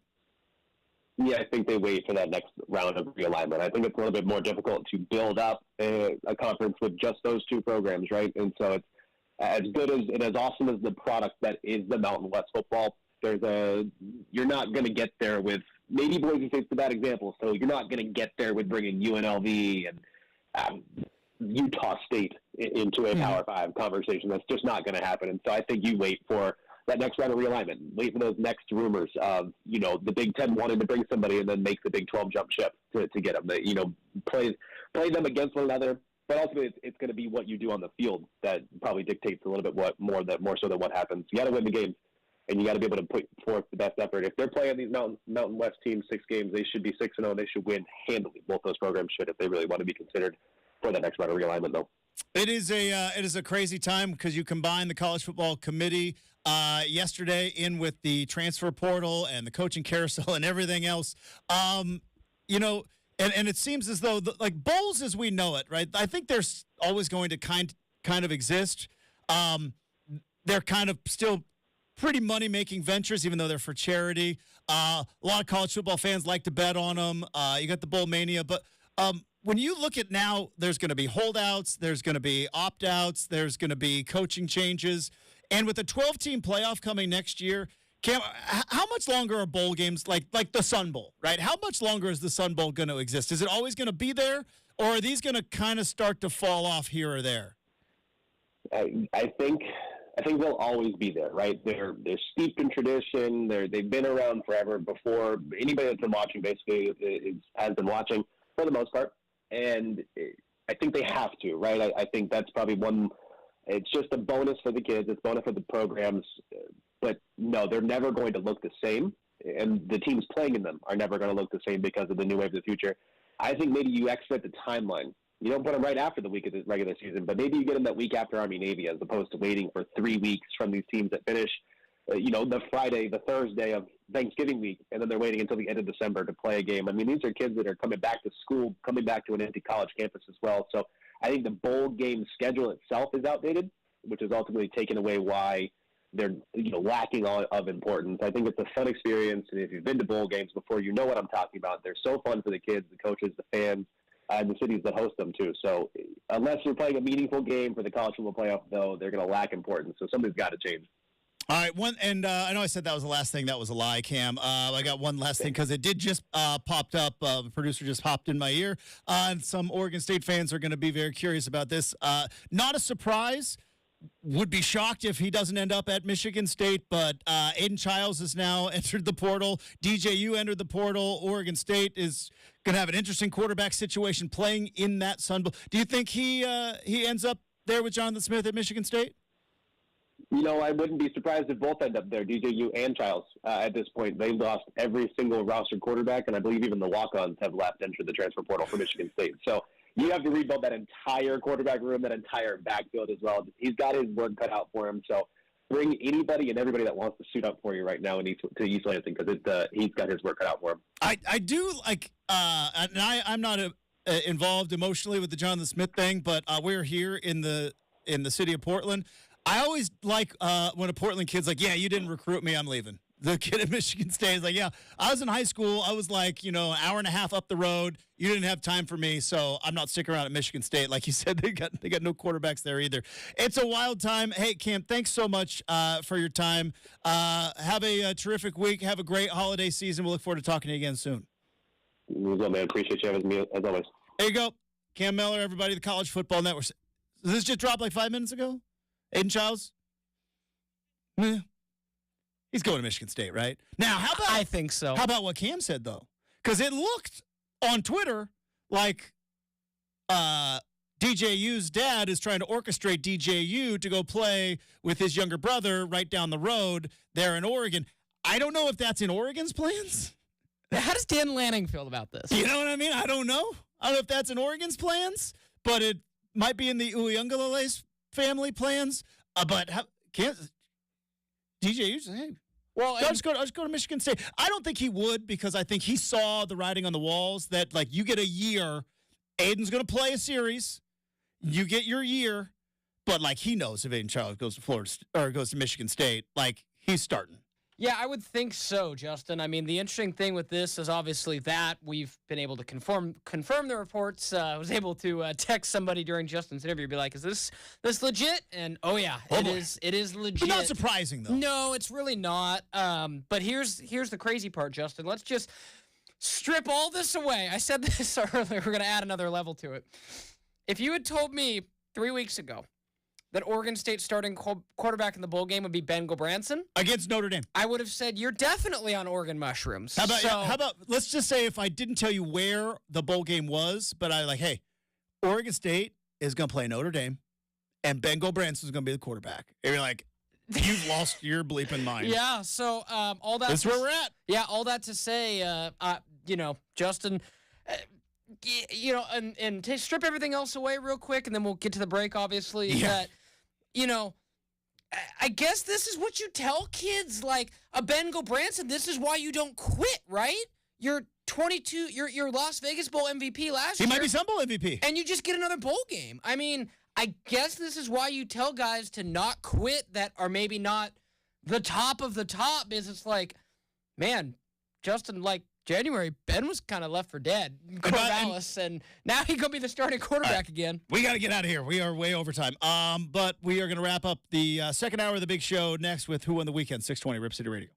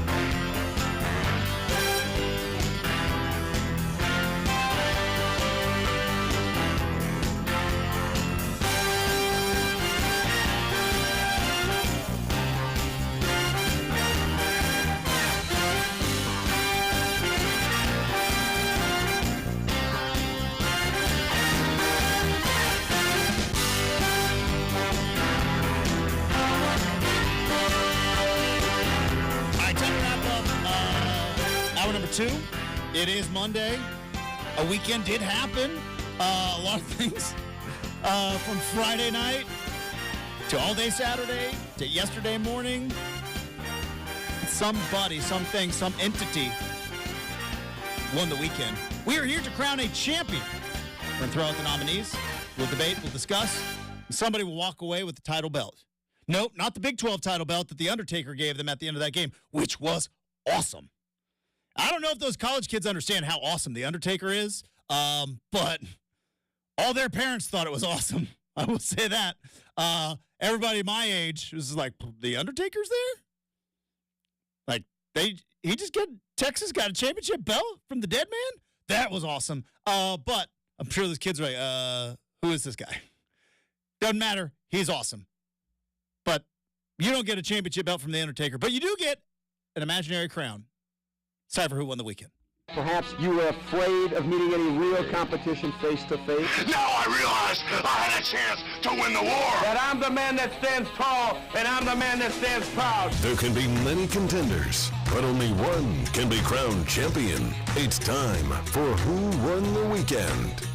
All right, first nominee for me personally, and I'm sure for a lot of football fans in and around the Great Pacific Northwest, except for up north of us, but here in the Willamette Valley, between transfer portal news and bowl news and championship game outcomes, holiday distractions won the weekend for me. Needed them. Had a holiday party on Saturday. Needed it.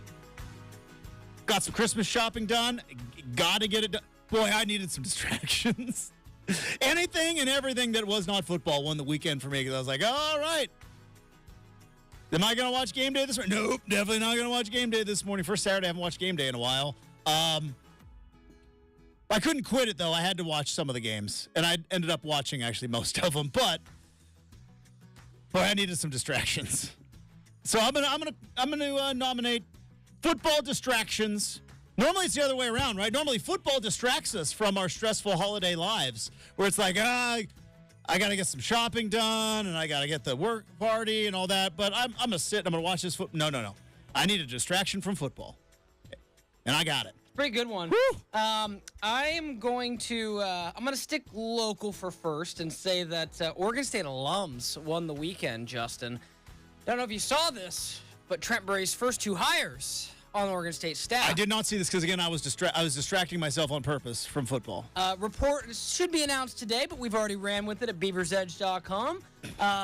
Ryan Gunderson, going to be the offensive coordinator, former quarterback. Yes. Quarterback's coach down at UCLA. Chip Kelly confirmed that yesterday. I did see that. Yep. And then bringing home Kyle Devan as offensive line coach. No idea who that is. Played mid-2000s, was starter, Peyton Manning Super Bowl team, so lots of NFL playing experience, some good coaching experience. He'll come take over the line, and as you know, Justin, the line, pretty important for what Oregon State's established. What's Jake Cook is going to do? What's that guy? What's my Roseburg guy going to do? You know he's listening right now, because I know he does about Coach this hour. If you are listening, don't leave. Hit me up on Twitter, DM me. I want to know what you're going to do. Yes. I won't announce anything until you say it's the truth, but I know you're listening. Hit us up. Everything that I've heard, it's been pretty quiet with Jake, but Justin, I'll pose this to you. As a fellow small town guy, yeah, it doesn't strike me as Jake Cookus, the native, is it Roseburgian? I don't know. Native Roseburgian They're all that went snobs, to Oregon though. State, that had 3 interceptions to Joey Harrington in the game, that was a Civil War hero. Yeah. I just don't see him leaving the state. I mean, we'll see. He strikes me as like a my whole family's here kind of guy, unlike, maybe some other turncoats that we won't talk about. So my bet's that he's going to stay. It is interesting because Oregon kind of went through this in a very different way, though. But like when Willie Taggart left, and then they, boom, put Cristobal there, and then it was like, all right, assistants, where are you going? Who are you with? Are you with us? Are you with, do you want to go to Florida? Or are do you want to with us?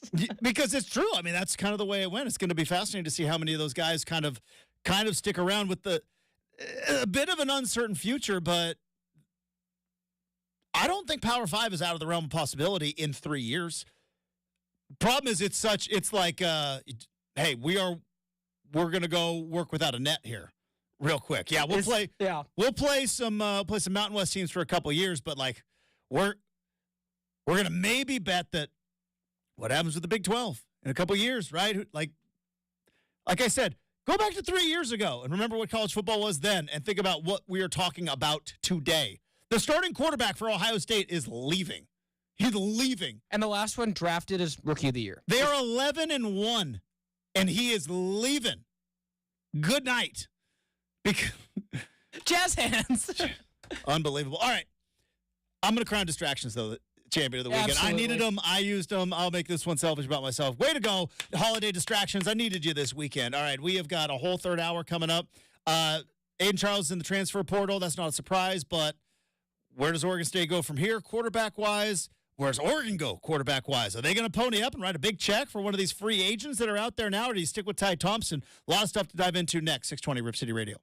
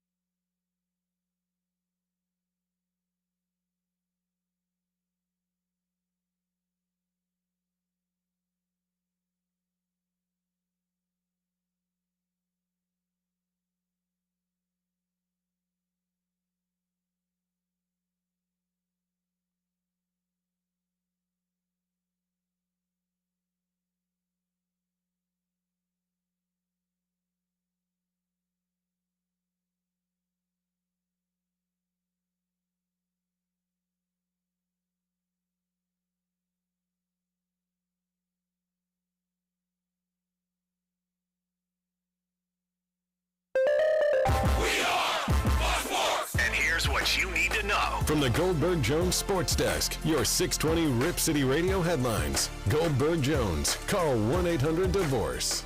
It is 8 a.m. on a Monday morning. Justin Myers with you. The 4-team playoff is set. Michigan will face Alabama. Washington will get Texas. Michigan, Bama in the Rose Bowl. Washington, Texas in the Sugar Bowl. Congratulations, Washington. You have won the Pac-12. You're the number 2 team in the country. Tell them what they've won. You get to travel to New Orleans, which is right next door to Texas, to face Texas and your former coach. The Oregon Ducks are headed to the Fiesta Bowl to take on Liberty. The loss to Washington in the Pac-12 championship puts the Ducks right there in the New Year's Six Bowl, but they will be facing the highest-ranked Group of 5 team, that is the Liberty Flames, who do not have a Power 5 win on their schedule. But good news for Duck fans. Bo Nix says, I'm playing. Give me a ball. I'm playing. So Bo Nix will be playing in the Fiesta Bowl. Oregon State thought they were headed to the Holiday Bowl, and then Jonathan Smith and DJU left, and the Holiday Bowl said, maybe next time, Beebs. And the Sun Bowl said, we would be happy to have you. So the Beebs are headed to El Paso to get to the Sun Bowl. They match up with Notre Dame. Hour number 3 starts right now on 620 Rip City Radio. The home of the OSAA is 620 Rip City Radio. The most transparent show in Portland is Rip City Mornings with Justin Myers, here on 620 Rip City Radio. All right, a big thanks to Cam Miller, who joined us last hour. Because of that, we're doing a little switcheroo. We'll have a little make or miss coming up in 20 minutes. We do have an RCM mailbag. Fast and furious in the transfer portal, right? There is no rest in college football. There is no time to breathe. No time to sulk either. That's the other thing. If you're an Oregon fan and you are frustrated, you're angry, you are emotional, you're depressed, whatever you are about that loss to Washington, yeah, get over it, get past it, because the coaching staff does. They're on the recruiting trail now. It is open season in college football for the transfer portals. This is why bowl games are going to stink. If I am not going to tell anybody what to do with their money, right? I'm not going to tell anybody what to do with their money. You do whatever you want to do with your money. But I'm telling you, if you are placing bets on top tier college football bowl games, you might as well just light that money on fire. Might as well. I used to, believe it or not, I used to have a tried and true method in terms of bowl matchups and figure, because it always came down to this: who wants to be there, right? Sometimes it comes down to talent, but for the most part, you can always figure out who wants to be there. Well, now, if you're a top-tier player and you don't want to play in the bowl game, guess what? You don't have to. You don't even have to play. So, yeah, I'm going to opt out, not going to play. Or if you are, say, a player that is looking to move on, yeah, transfer window opened up midnight last night, which is why we're seeing fast and furious, the names that are popping out there. You're like, yeah, DJU, he's in the transfer portal. He's not playing in the bowl game. Aiden Childs, transfer portal. Not playing in the bowl game. Yes, Brendan. And adding on to that point, Justin, just to show how it's the Wild West these days, just in between breaks when I was catching up on the situation myself, I had a source tell me, the family may have not expected this to break until noon today. So it's kind of interesting. Aiden Childs thing? Yes. Oh, so yeah. It's, nowadays it's like if a breath of it is in the air, Justin, it's going to be out there and it's going to be reported and gone. I mean, yeah. And, okay, so it came out at 8 instead of at noon. Regardless, everybody and their dog knew that Aiden Childs was headed to probably Michigan State. I think so. I mean, even the most optimistic Beaver fan, like I came in here for a week and I told y'all, I've covered this kid's recruitment for the better part of a year. Didn't get to know him a whole well because we only talked to him once, true freshman and whatnot. But when we did talk to him, Justin, he was so bona fidely clear in saying bona fidely. I like it. Making that word up on the fly. I like it. We do it all the time. Yeah, we're working it. But saying under on no certain terms, Justin, I came here for Jonathan Smith. Yeah. Oregon State's great. I love it, but I came here for Smith, so that shouldn't surprise anybody. Quarterbacks do that. Right? Not even I shouldn't say quarterback. Players do that. You go to the school to play for the coach, right? There's every once in a while, there's a Bo Nix, right? Bo Nix was going to Auburn regardless of who the coach was going to be. When he was coming out of high school, Dad told him that, I think. Bo Nix was going to Auburn. Dad He's like, said that's that. where he was a legacy, right? There's every once in a while, there's a legacy play there. And I think Oregon gets it every once in a while, too, because in this modern era of Oregon football, right, kids grow up, they're like, I want to wear the uniforms, I want the Nike stuff. Oregon's like, that's a draw for some players.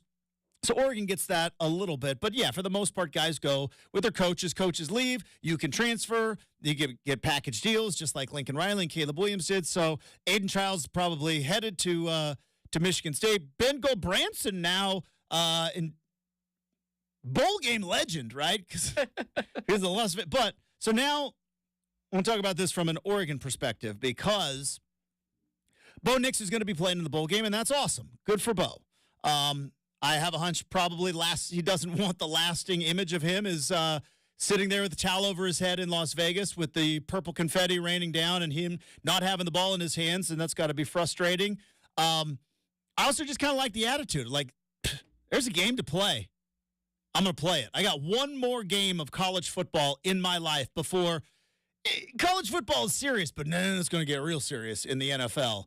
And so enjoy it with Coach Lanning and the boys, and we'll see if Troy Franklin plays. We'll see if Bucky Irving plays.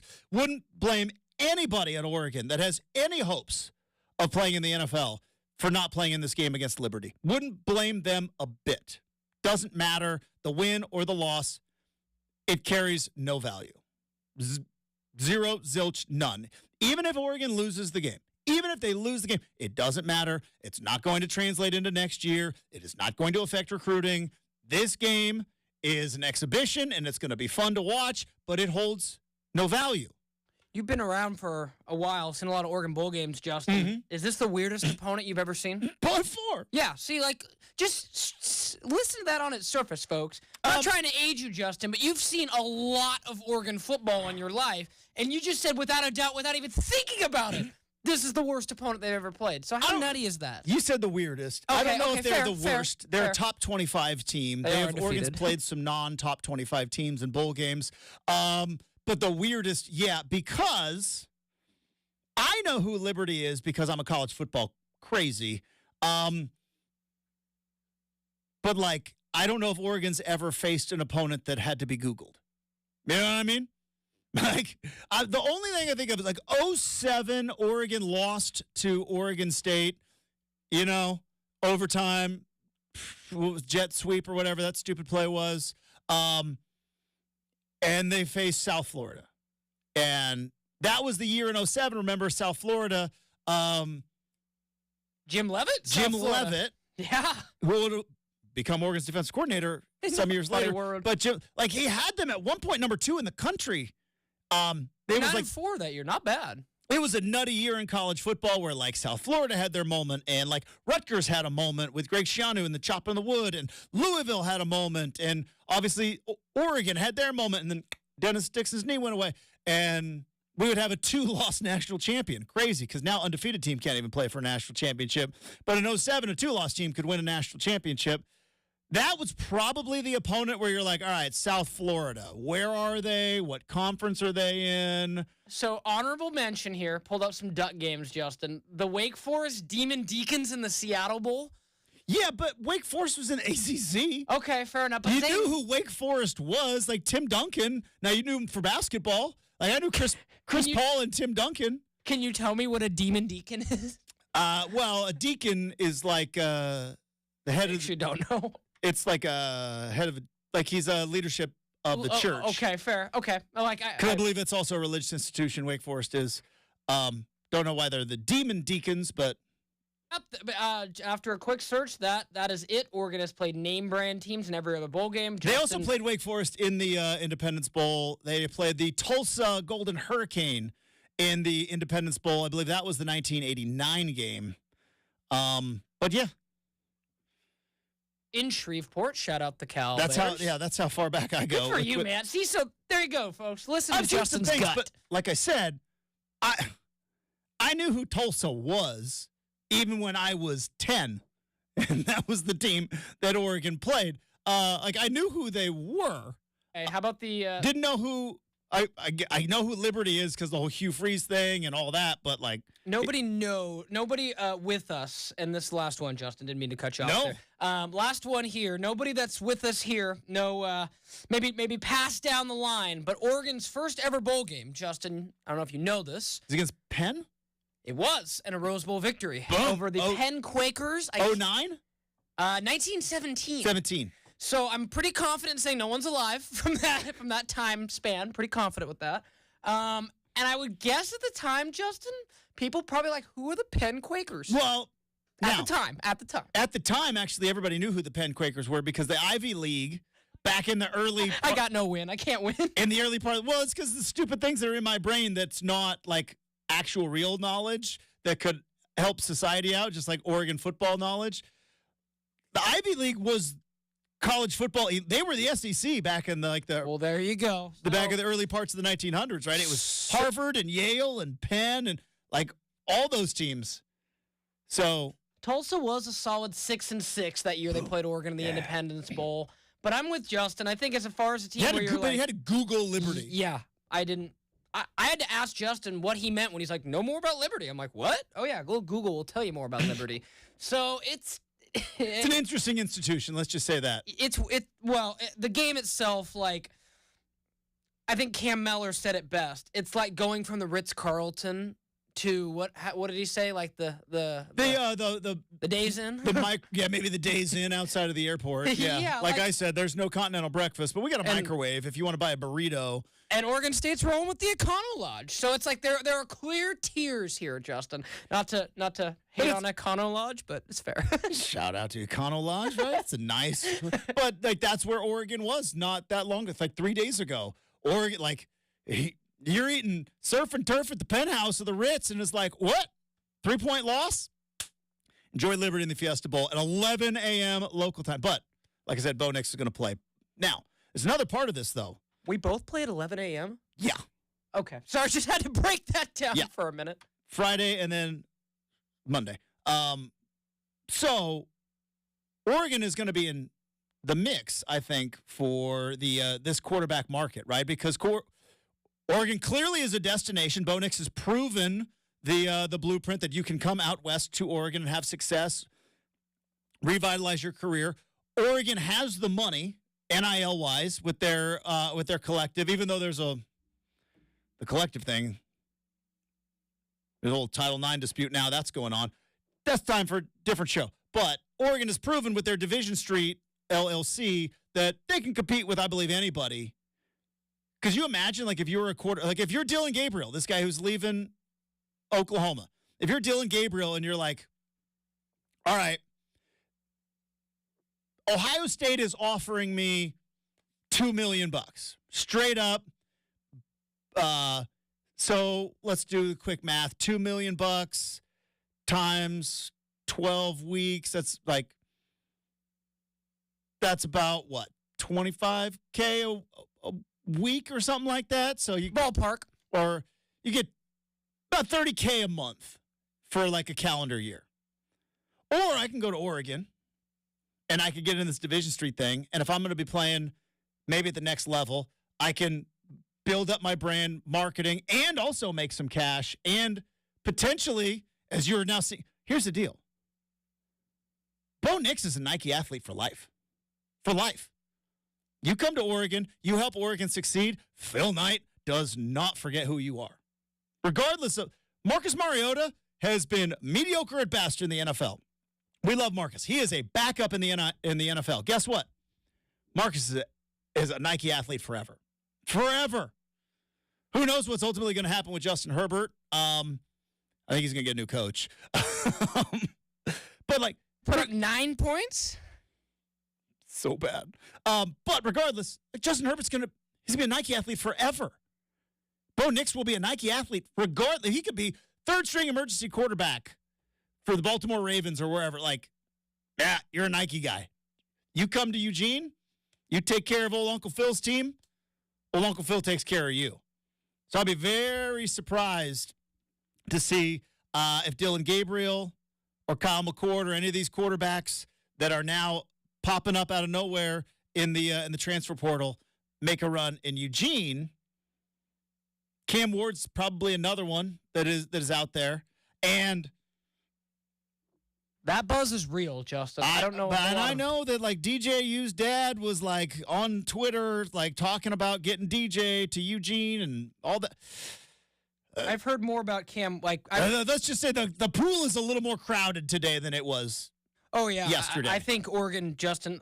Very rarely do I get Oregon stuff that comes across my radar. The Oregon stuff that I did is that like I told you earlier, is Cam Ward's like their safety.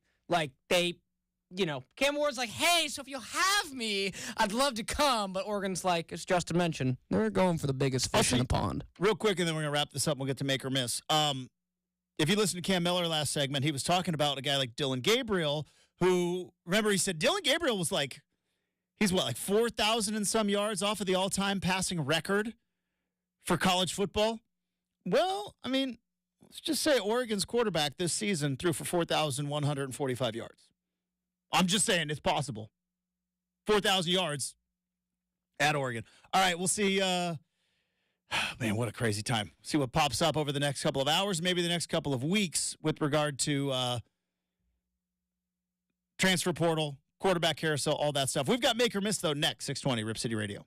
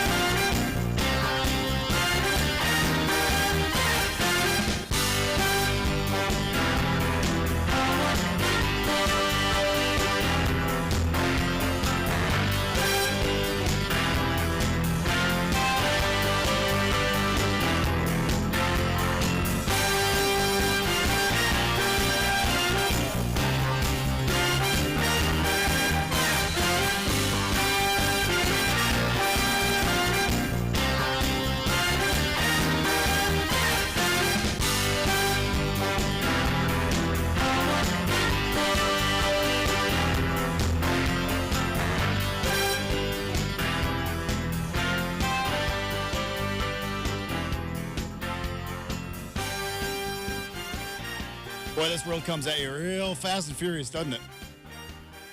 As we've talked about on the show today, just go back a couple weeks ago. Just go back. Just rewind a little bit and go back a couple of weeks ago. Think about where we all were. Oregon State was set to face off against Washington. College game day probably should have been there. They weren't.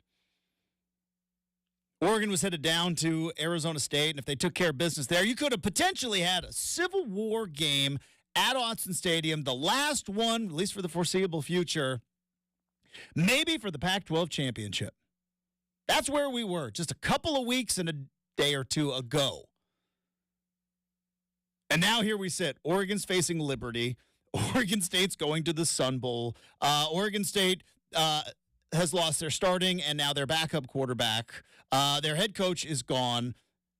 Turncoat. Fair. Oregon has Bo Nix playing in the game, but who knows how many other guys are going to be playing in the game. You know, Justin, think about it, it was 2 weeks ago.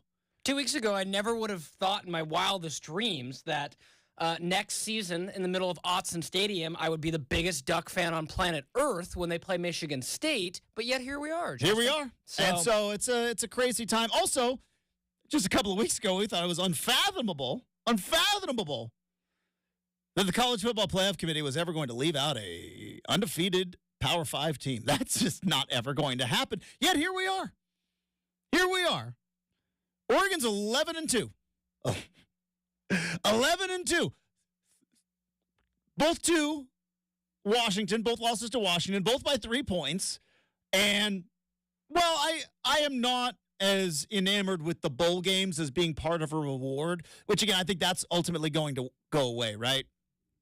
Usually the bowl games are the reward for the successful season, and the players get a chance to, you go to L.A., or you go to Phoenix and you take in like a hockey game, and you go to Disneyland. I don't know what you do in El Paso, but you go there, you do the activities, You see how close you are to the end of the United States, Joe. You get a gift bag, right? They'll give you a gift. But now, look, we're in an NIL world, right? These guys, they need to be rewarded. They're all, not all of them, but most of them are being paid. Do you really want to, over the holidays, go and play against, who's Cal playing in the Independence Bowl? Oh, I had it earlier. Darn it. Sorry. Hold on, folks. A little Texas Tech. Oh. Yeah. Do you want to go play Texas Tech in Shreveport, Louisiana?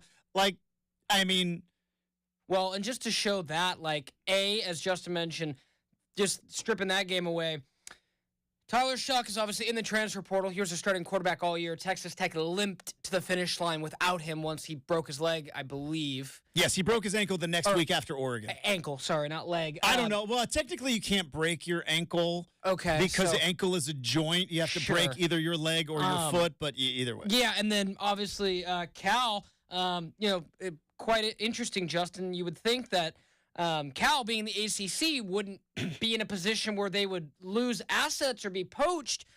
Cal, ho-hum, has their best offense ever under Justin Wilcox. Their offensive coordinator got hired by Baylor. So it's it really is almost like even Cal, kind of a bit of a farm team for the bigger schools. Oh, I thought the transfer portal and the NIL stuff was going to upgrade competitive balance, right? It's like, it's the haves and the have-nots, and just it's always Alabama. It's like, it turns out it's going to stay the same for a while, right? Because the haves they've got the money, but I don't have time to dive into that. But we are sitting here in a time where Oregon was about 17 minutes of football away from playing probably Michigan and then college football semifinal in the Rose Bowl. Liking their matchup, right? Took the lead second half against Washington. Furious comeback from down 17. Ultimately couldn't get the job done. Tip of the cap to Washington, tip of the cap to Michael Penix. And it's like, how do we fall this far? Oh, yep, Fiesta Bowl, Liberty. Got it. Meanwhile, Florida State's sitting there going you wouldn't believe the story I'm about to tell you. You wouldn't believe what I'm about to tell you. We won all our games. Well, you probably played a cupcake schedule, right? It's like, no. Played Florida and LSU. And Miami. And former national champions. Now, not anytime soon, but still, Florida State has played LSU, Clemson, Miami, Florida. Say what you will about those those programs. Say what you will. They're putting guys in the NFL. They still got a lot of talent on those rosters, and Florida State went in there, beat them. Now, I understand. Jordan Travis, broken leg. Is it a broken leg? Yes. Yeah. Broken leg. That was the broken leg. Yeah. That was so bad. Again, that's horrible. I understand all of the whole talking points about it, but it just doesn't make a lot of sense that we sit here. And by the way, for those of you thinking that a 12-team playoff is going to fix this, no, it's not. Find a different way. Like somehow, some way, they will fumble and bumble. They screwed it up back in the BCS days. They screwed it up in the 14 playoff. They're going to screw up the 12-team playoff, right? They're just going to. Why? Because, like we talked about last hour with Cam Miller, the national championship is kind of a myth. It was voted upon. It's still voted upon. Oh, they're playing for it. Are they? No, 12 members voted to decide who gets to play for it, but it's ultimately kind of voted upon. It's kind of a myth. And whether you believe that Alabama is better than Florida State, and I understand why people would believe that, I'm not saying even that they're wrong. What I'm saying is one team's undefeated and one team lost.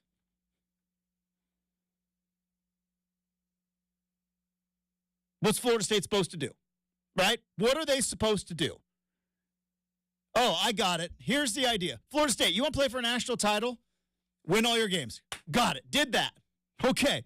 Well, I'm not done yet, though. You got to win all your games. You also got to schedule really tough non-conference. Yep. We did that. Okay. Nobody significant can get hurt. Oh. So basically avoid injury at all costs. Seeing what's going on now with Florida State, how long before we start seeing teams, Brendan, in these cupcake games pull their starters? Right? Like, committee just set a precedent. Now I realize 12-team playoff is going to be different. Understood. But if you are we're going to create a bubble team. If you're a team that is really good, but you're an injury away, and we're playing South Alabama, yeah, my quarterback's not playing today, right? My backup's going to play. If we can't win with a backup, is that what we want? Is that what we want, guys? Sitting out, resting? Way to go, committee. Good job. All right. We had Cam Miller on last hour. I've also filibustered about half of the time away. Regardless, it is time for Make or Miss. It bounces off the crossbar, and it's good. Oh, my goodness. Oh, and a big miss. It's Make or Miss here on RCM. All right, firing up Make or Miss today. Hey, Beaver fans, Groundhog Day is here. It's like the last 12 months didn't happen, and you're back to Ben Gulbranson. Man, it is true. It is a make, and hopefully he has that same Vegas Bowl magic down in the Sun Bowl. Who knows? Boy, this is going to be What a year. It's going to be fascinating because up until the news came out yesterday that Bo Nix was going to play in the game, I was kind of to the point, like, you know what? Hey, it's Liberty. We appreciate everything that Bo Nix did. Let's let Ty Thompson play 4 quarters of football. You know, I was kind of like, for the couple of hours that it was like, sure, Bo's not going to play, I'm like, you know what? If you're Dan Lanning, you're like, yeah, let's let Ty Thompson. Now, Bo has earned the right to play in the bowl game, and I like the fact that he's going to play in the bowl game. This is where it kind of stinks for Oregon State, because Aiden Childs is gone now, too. And you can't do who else is there other than Gulbranson? We've got one other scholarship quarterback in Travis Throckmorton, who has never taken a snap in a game. Let's let Throckmorton give it a go. And a walk-on from Coos Bay. So, Marshfield? Or I believe North Bend?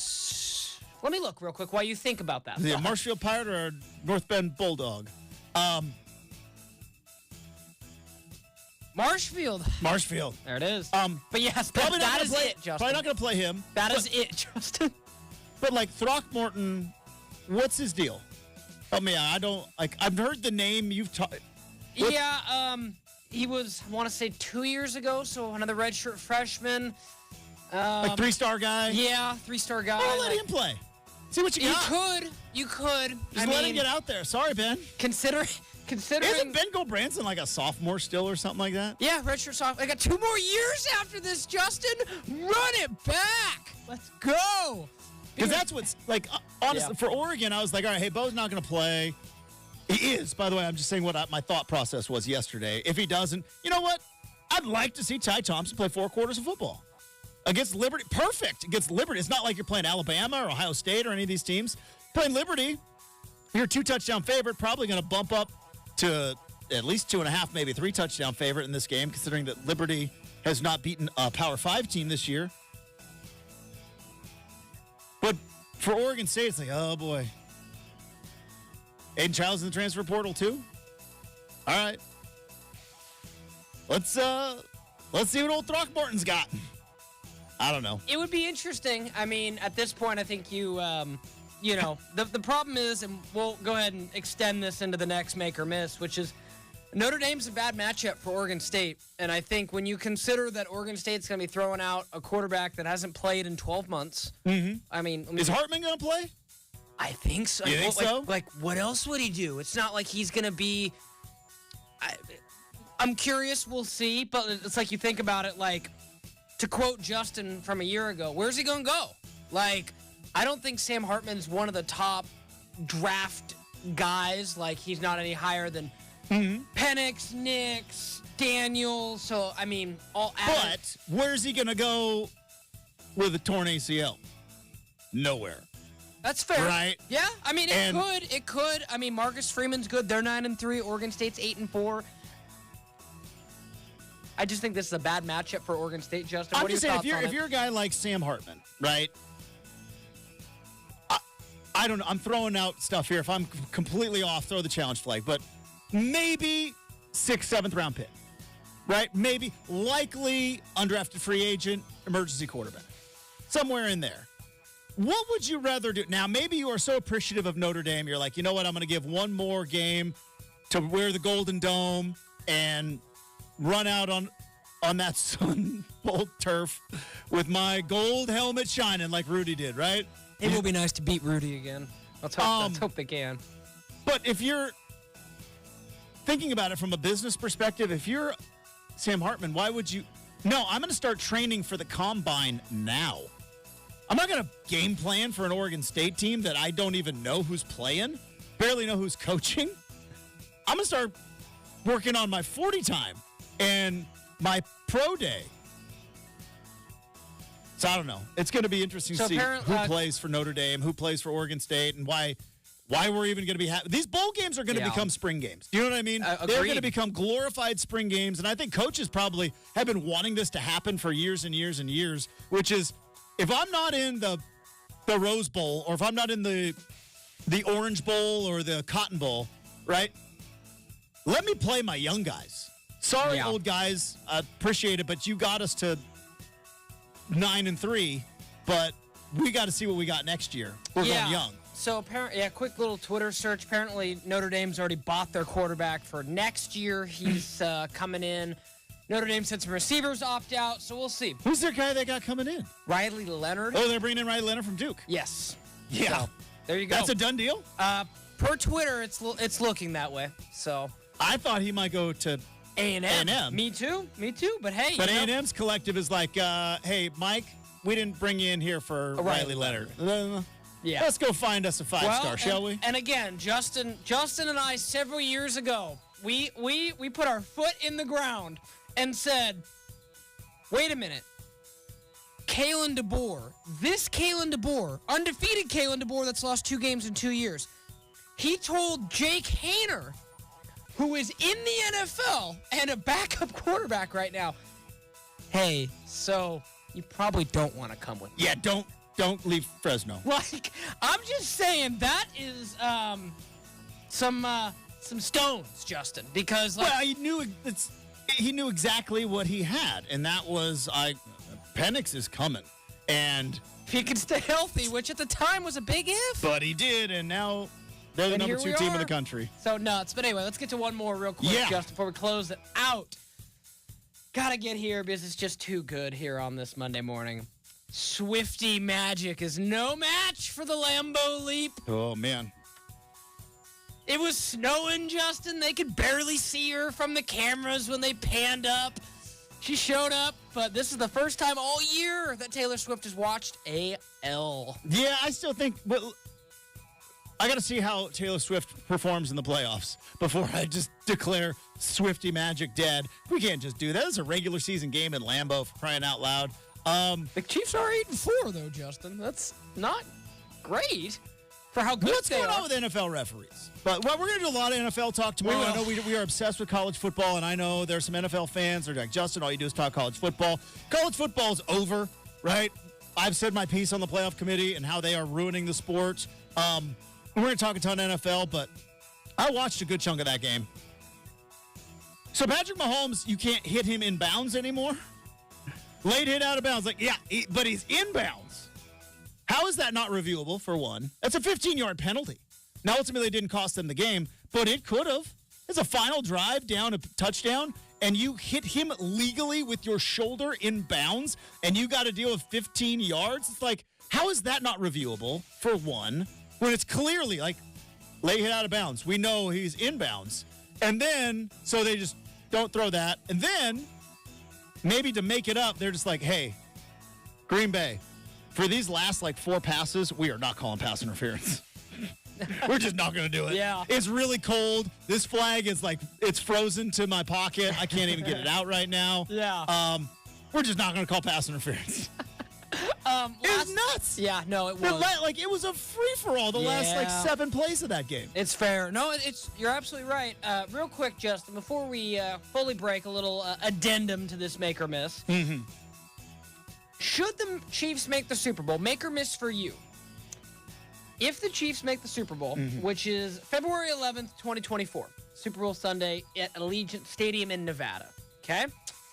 Taylor Swift is due to be in Tokyo the night before. Yeah. If the Chiefs make it, she make that turnaround? No, I was just curious. she has legions of fans throughout the entire continent of Asia that she has to entertain. It's like, we'll worry about the Super Bowl later. No, I was just right. curious what your take was, because I'm like, If I'm Taylor Swift, I'm like, wait, Super Bowl sells out a stadium one time? Okay, I sell out a stadium 5 times. I know. In case you're wondering how I do it. That's 2 teams, 100 players. I'm just one person, and I sell out a stadium 5 times. So, good luck with that. All right, there you go. Fantastic edition of Make or Miss. We've got the RCM mailbag to wrap up the big show next. 620 Rip City Radio.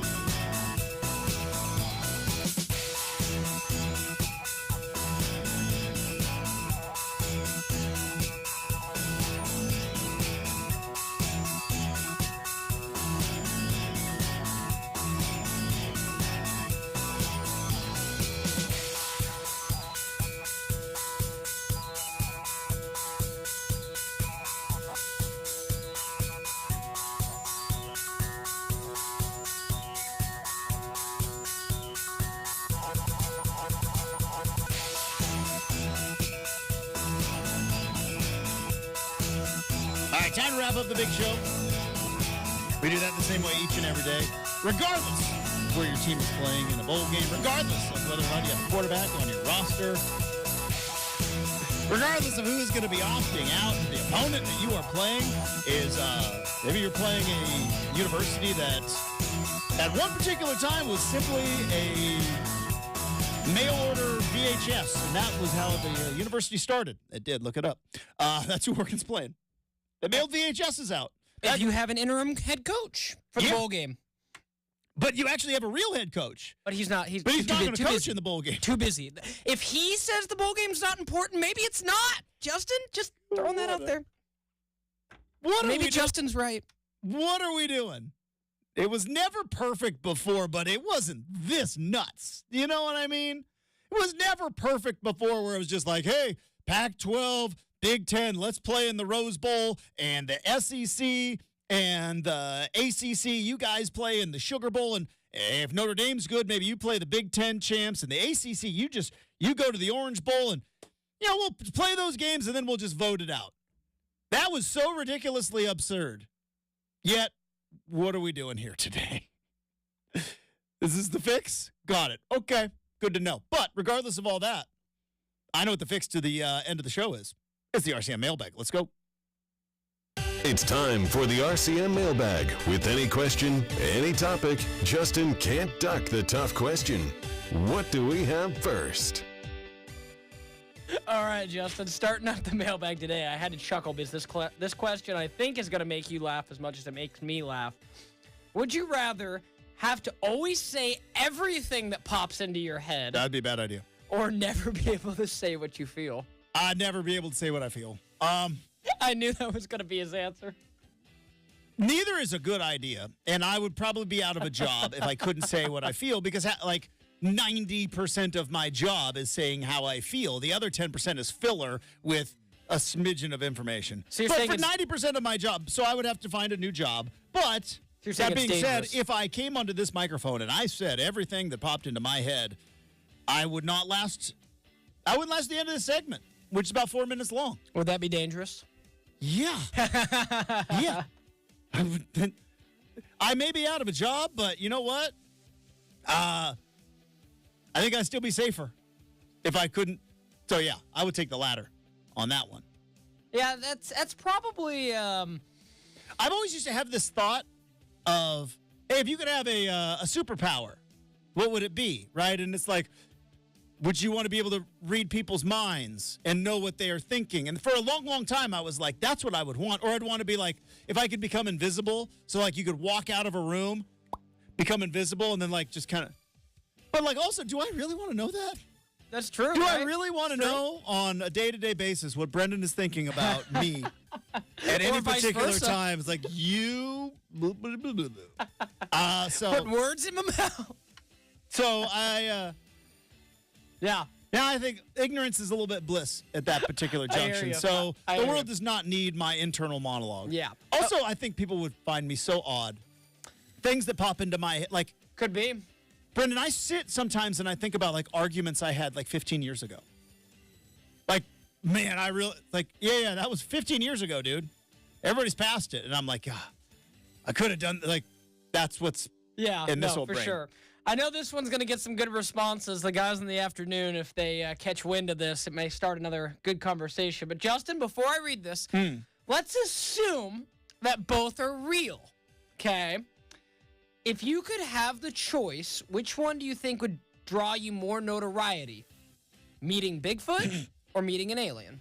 Well, aliens might be real. Bigfoot's not real. I live in the world with me, Justin. Bigfoot's not real, but let's live in that world. I don't want to poo-poo your question. Let's live in that hypothetical. Who would you be cooler to say, I met or I saw Bigfoot? I think alien, like, okay, so I would have, like, actual recorded proof. Yes. No one can dissuade you. You have an alien. Not the grainy video from, real. like, 1974. Like, you have DNA. It is DNA, Justin. Oh, aliens. Really? Okay. Yeah. You wouldn't like to tell people, hey, Bigfoot was actually real? Here's why. How many movies are there about aliens? An awful lot. And then there's like Harry and the Hendersons. It's true. It's like the only Bigfoot movie. It's true. So there's like, so that tells me that the appetite for the world is probably a little bit more about like And again, all right, there's aliens in the world. Next question is, where did they come from? Right? You find a Bigfoot, and you're like, all right, big hairy Bigfoot out there in the woods. Are we going to learn anything from said Bigfoot? You'd probably just leave it be. Yeah, probably not. Probably not going to learn an awful lot. But a being from another planet is like, yeah, where did they come from? How did they get here? Are they smarter than us? Are they dumber than us? What do they have college football? I mean, what's going on? What if on the other planet? And think about also, all right, now we got to explain ourselves to them. Imagine explaining college football to them. Good luck explaining politics to them. They're like, wait, Florida State played LSU and Florida non-conference and went undefeated, and they're not in the playoff? We're going back to our home planet. This is kooky talk. Let me ask you a philosophical question, since we don't really have time to get to another one here, about 30 seconds, Justin. Yeah. Can we say for 100% certainty that a Bigfoot wouldn't be an alien? It would make more plausible sense. Right? There you go. It would make more plausible sense. If you were to say, Justin, Bigfoot exists, but it's an alien, I'd be like, so it came, you got the video, and then it left? That would make sense. But we found microscopic organisms, yet we can't find bones of dead Bigfoots? Got it. Okay. Figured it out. That's going to do it for the big show today. Thanks to everybody. Thanks to Cam Miller from College Football Network. Thanks to super producer Brendan. Thanks to all of you. Have a terrific Monday. We're back at it tomorrow morning, bright and early here on 620 Rip City Radio.